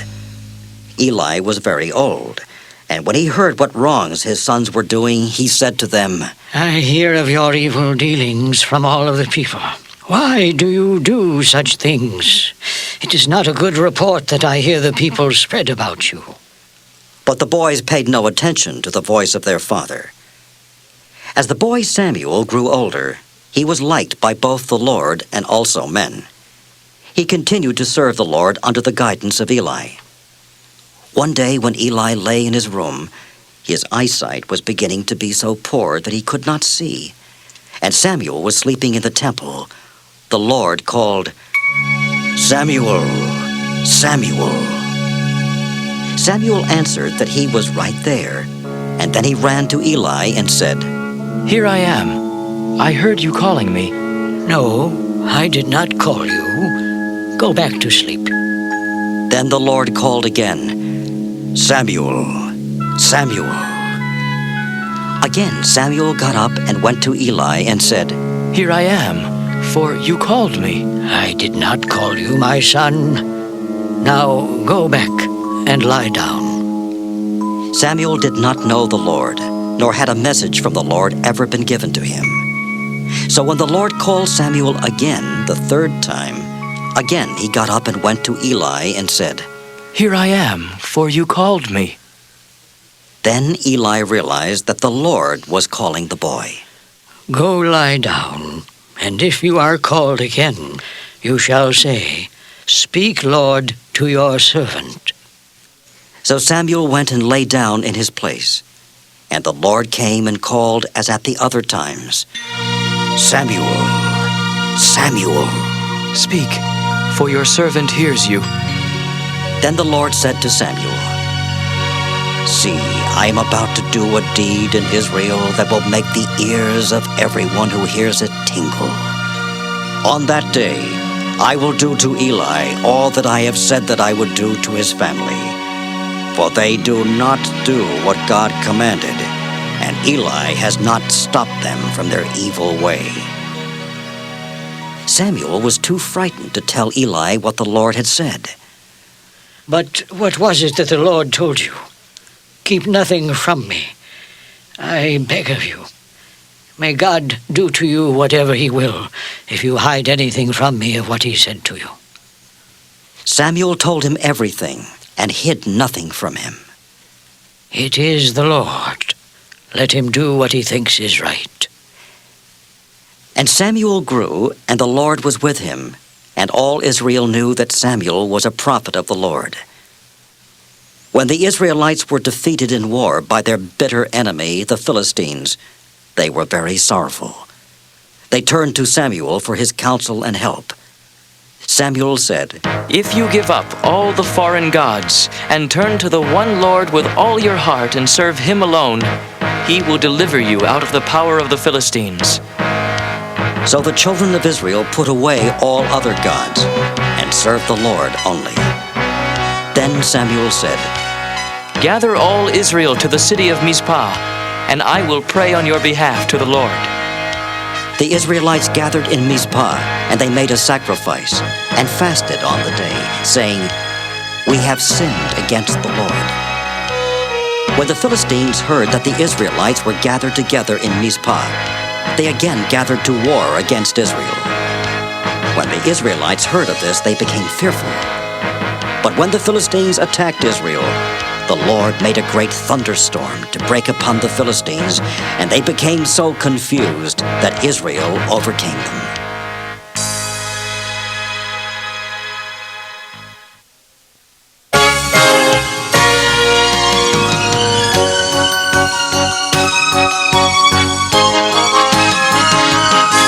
There's lots more to come, more stories to hear. Please turn the tape over and lend us your ear.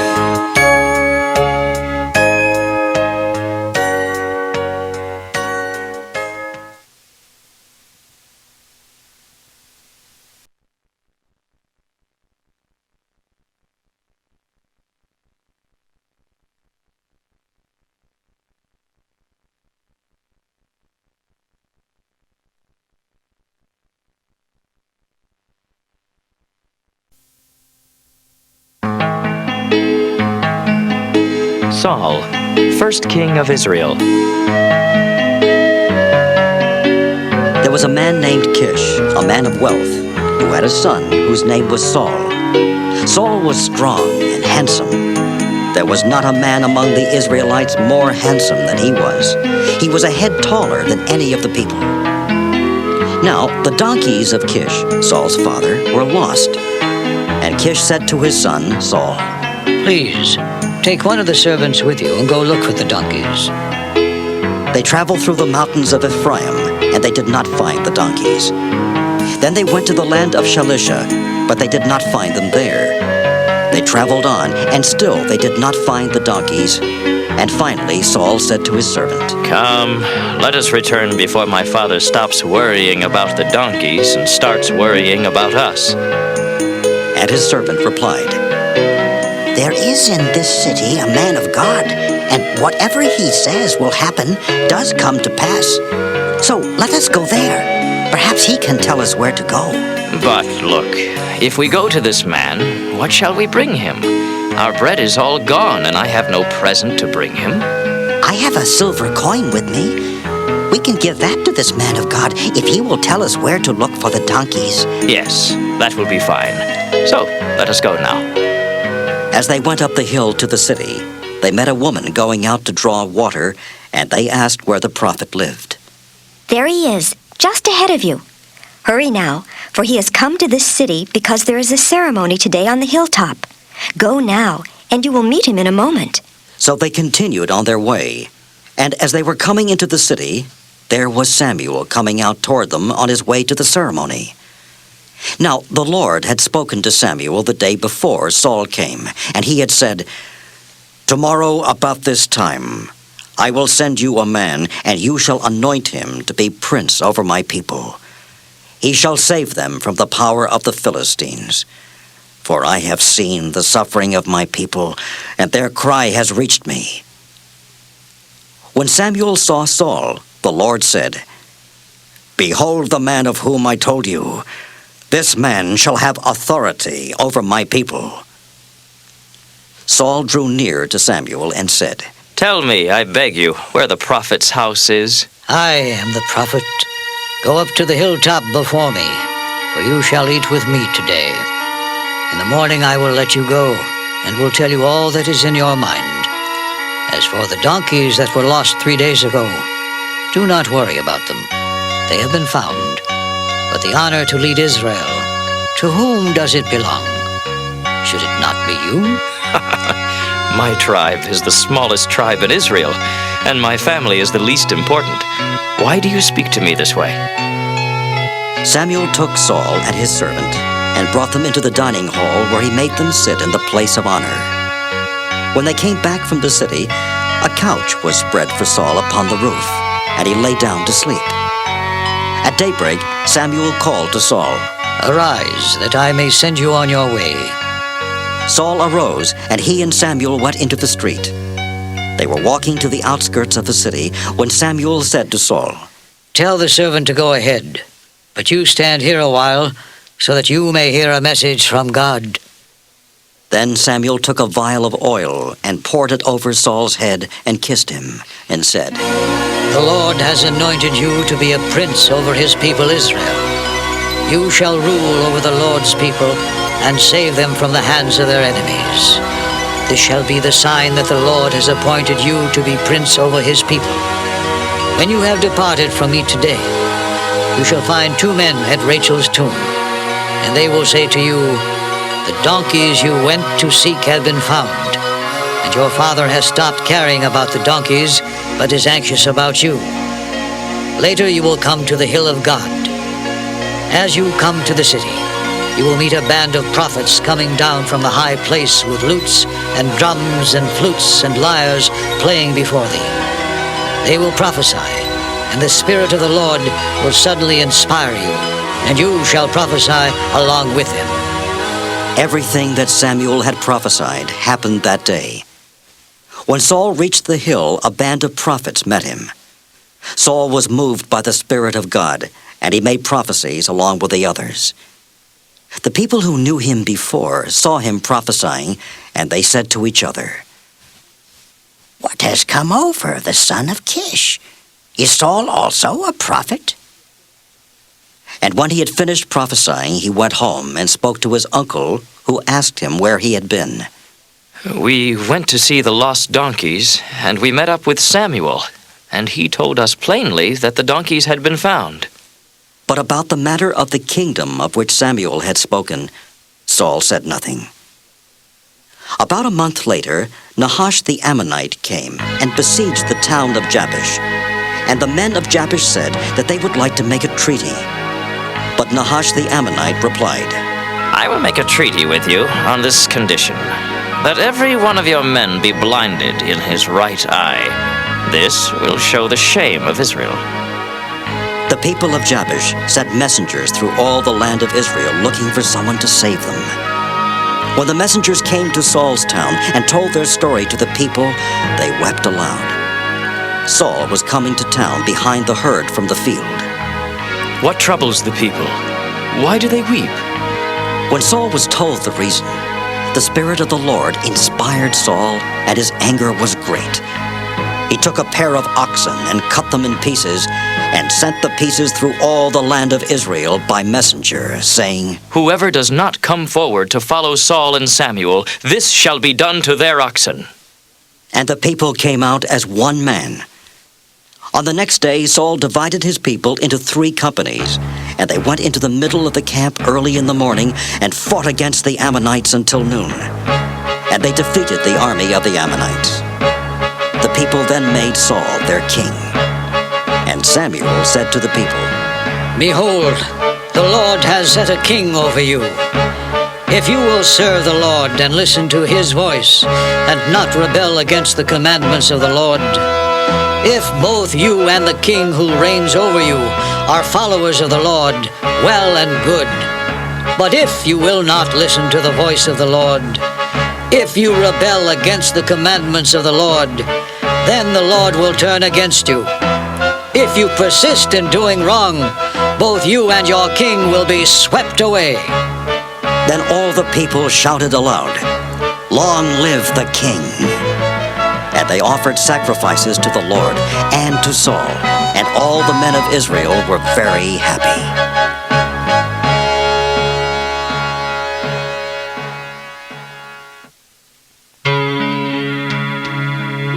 David, the shepherd boy. There was once a man named Samuel who had turned away from Saul, the king of the Israelites, because Saul had not followed the Lord's word. And one day the Lord came to Samuel and said to him, "Fill your horn with oil and go to Jesse in Bethlehem, for I have picked out a king from among his sons." Jesse had 8 sons, and David the shepherd was his youngest. Samuel did what the Lord told him. When he arrived at Bethlehem, the wise men of the town trembled as they came forward to meet him, and they spoke to him. Have you come in peace? Yes, I have come in peace. The Lord has spoken to me, and he has said that one of your sons shall be chosen king. Have your sons walk past me. So Jesse had 7 of his sons walk past Samuel, and as each one passed by, Samuel said, The Lord has not chosen this one. I have seen 7 sons. Is there not one more? There remains yet the youngest, but he is but a young boy, a shepherd tending the sheep. Send and bring him, for we will not sit down to our banquet until he is here. So David was sent for, and he arrived, a ruddy, good-looking young man with bright eyes. And the Lord said, Arise, anoint him, for this is the one. So Samuel took the horn of oil and anointed him. And the Spirit of the Lord came upon David from that day on.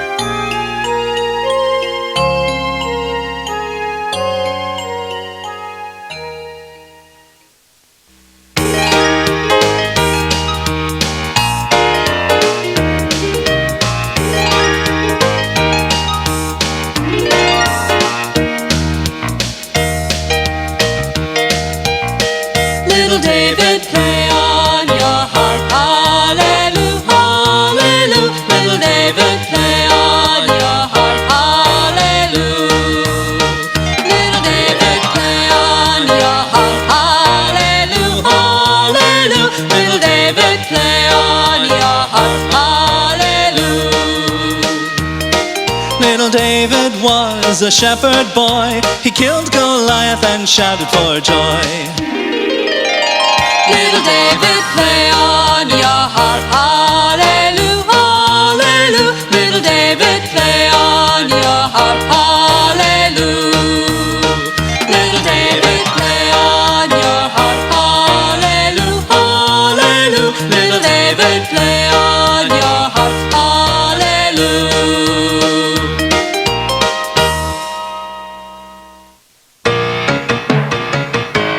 David fights a giant. The Philistines had gathered their armies together to battle, and they camped between Socoh and Azekah. Saul and the men of Israel assembled and pitched their camp on a mountain on another side, and they too were ready for battle. From the army of the Philistines, one of their champions strode forward. He was a man about 10 feet tall. On his head was a bronze helmet, and on his chest a bronze breastplate. He carried a long spear with an iron spearhead, and he cried out to the armies of Israel, Why have you come out to line up for battle? Am I not a Philistine, and you the servant of Saul? Choose a man for yourself, and let him come down to me. If he is able to fight with me and kill me, then we will be your servants. But if I win, you shall be our servants and serve us. I defy the armies of Israel this day. Give me a man that we may fight together. When Saul and the Israelites heard those words of the Philistines, they were dismayed and greatly afraid. For 40 days the Philistine champion came forward and issued his challenge night and day. The 3 oldest sons of Jesse had gone to follow Saul into battle, and David, the youngest, occasionally went but returned to feed his father's sheep. One day Jesse said to David, I have some grain and loaves for you to take to your brother, and some cheeses for the captain. Go now, but hurry back with the news. So David rose early in the morning and took the things and went as Jesse commanded him. As he ran to the army, there was the champion, the Philistine Goliath. coming up from the armies of the Philistines. And again he challenged a man of the Israelis to battle. When David heard this challenge, he went to Saul. Let no man's courage fail because of this Goliath. I, David, your servant, will go and fight with this Philistine. You are not able to go against the Philistine to fight with him, for you are but a youth, and he a man of war from his youth. Your servant kept his father's sheep, and when a lion or a bear came and seized a sheep from the flock, I went out after him and struck him and rescued the sheep from his mouth. When he turned against me, I caught him by his throat and killed him with a blow. Your servant has killed both lion and bear, and this heathen Philistine shall be like one of them, for he has taunted the armies of the living God. The Lord who saved me from the paw of the lion and the paw of the bear will save me from the hand of this Philistine. Go then, David, and may the Lord be with you. Saul clad David with his own apparel, and he put a bronze helmet on his head and clad him in a coat of armor and fastened his sword to his armor. Then David tried to walk with all the heavy armor, for he had never worn it before. I cannot walk with these, for I have not tested them and am not used to them. David removed all the armor, and then he took his staff in his hand, and he chose for himself 5 smooth stones from the brook, and put them in a shepherd's bag which he had. With his sling in his hand, he drew near the Philistine. When Goliath looked about and saw David, he was scornful, for they had sent a young boy against him. Am I a dog that you come against me with a club? Your flesh shall be a meal for the birds of the air and the beasts of the field. You come to me with a sword and a spear, but I come to you in the name of the Lord and of the God of the armies of Israel, whom you have insulted this day. The Lord will deliver you into my hands, and the world will know that there is a God in Israel. When the Philistines started forward to attack David, David hurried forward to meet him. David put his hand into his bag and took out a stone, put it into his sling and slung it. And it struck the Philistine on his forehead, and he dropped on his face to the ground. David ran to where the Philistine had fallen, and drawing his sword from its sheath, he slew Goliath. When the Philistines saw their champion dead, they fled. Then the armies of Saul raised their battle cry and pursued the Philistines.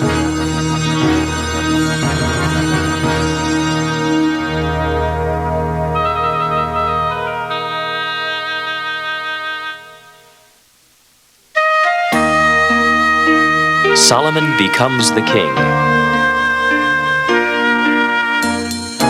When King David was an old man, he commanded Solomon's mother, Bathsheba, to come before him. I promise you, Bathsheba, that your son Solomon shall be king after me and shall sit on the throne in my place.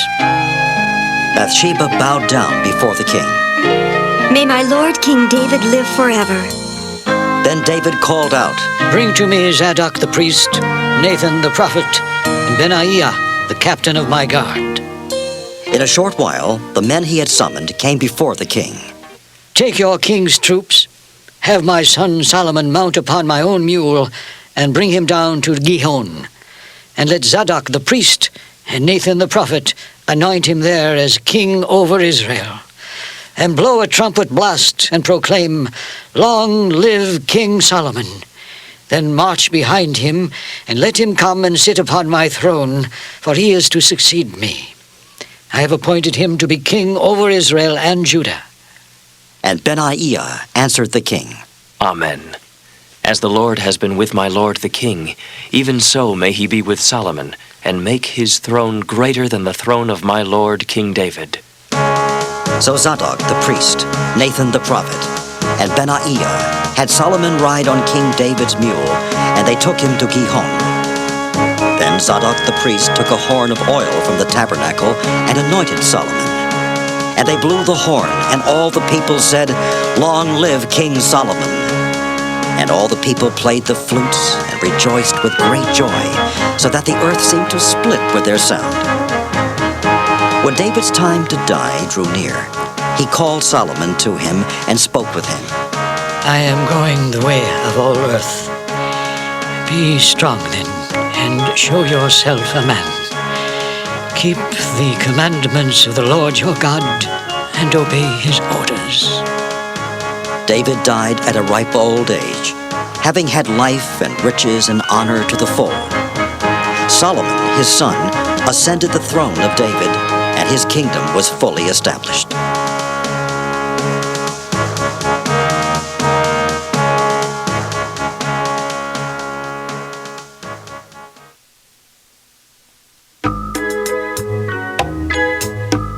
Solomon the Wise.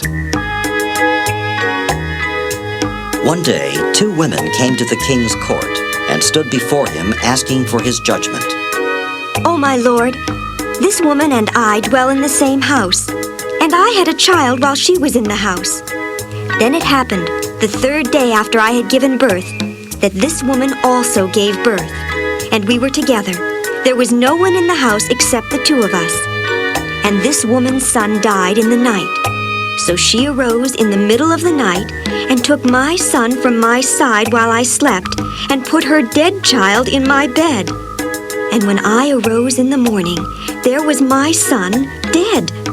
But when I looked at him, he was not my son whom I had born.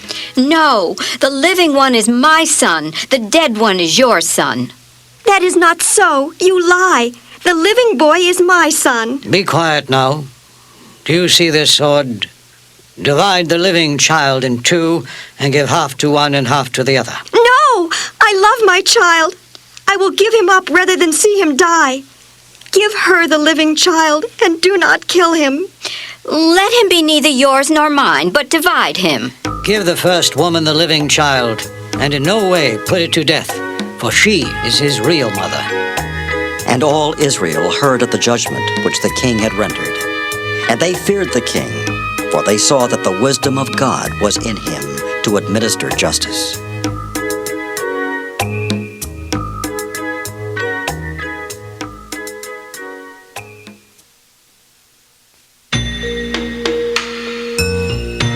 The Visit of the Queen of Sheba.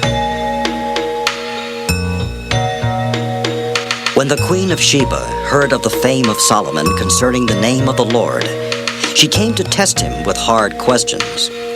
She traveled to Jerusalem with many servants and camels bearing spices, with gold and precious stones. And when she came to Solomon, she spoke with him about all that was in her heart. And Solomon answered all her questions. There was nothing difficult for the king that he could not explain to the queen. When the Queen of Sheba realized the wisdom of Solomon, when she had seen the palace that he had built, and had eaten the food of his table, and noticed the way the servants attended him, she was greatly impressed. It was a true report I heard in my own country, of your acts and of your wisdom. But I did not believe it until I came and saw for myself. And behold, I was not told even half. You have wisdom and prosperity far greater than what was reported to me. She presented the king with 120 bars of gold, a wealth of spices and jewels. No supply of spices ever again came to him as rich as the Queen of Sheba's present. Ships brought quantities of precious almug wood from Ophir. The king made steps of the wood for the house of the Lord and stringed instruments for the singers. There was never again such precious wood. And King Solomon gave the Queen of Sheba all she desired, whatever she asked. Then she and her servants returned to her own country.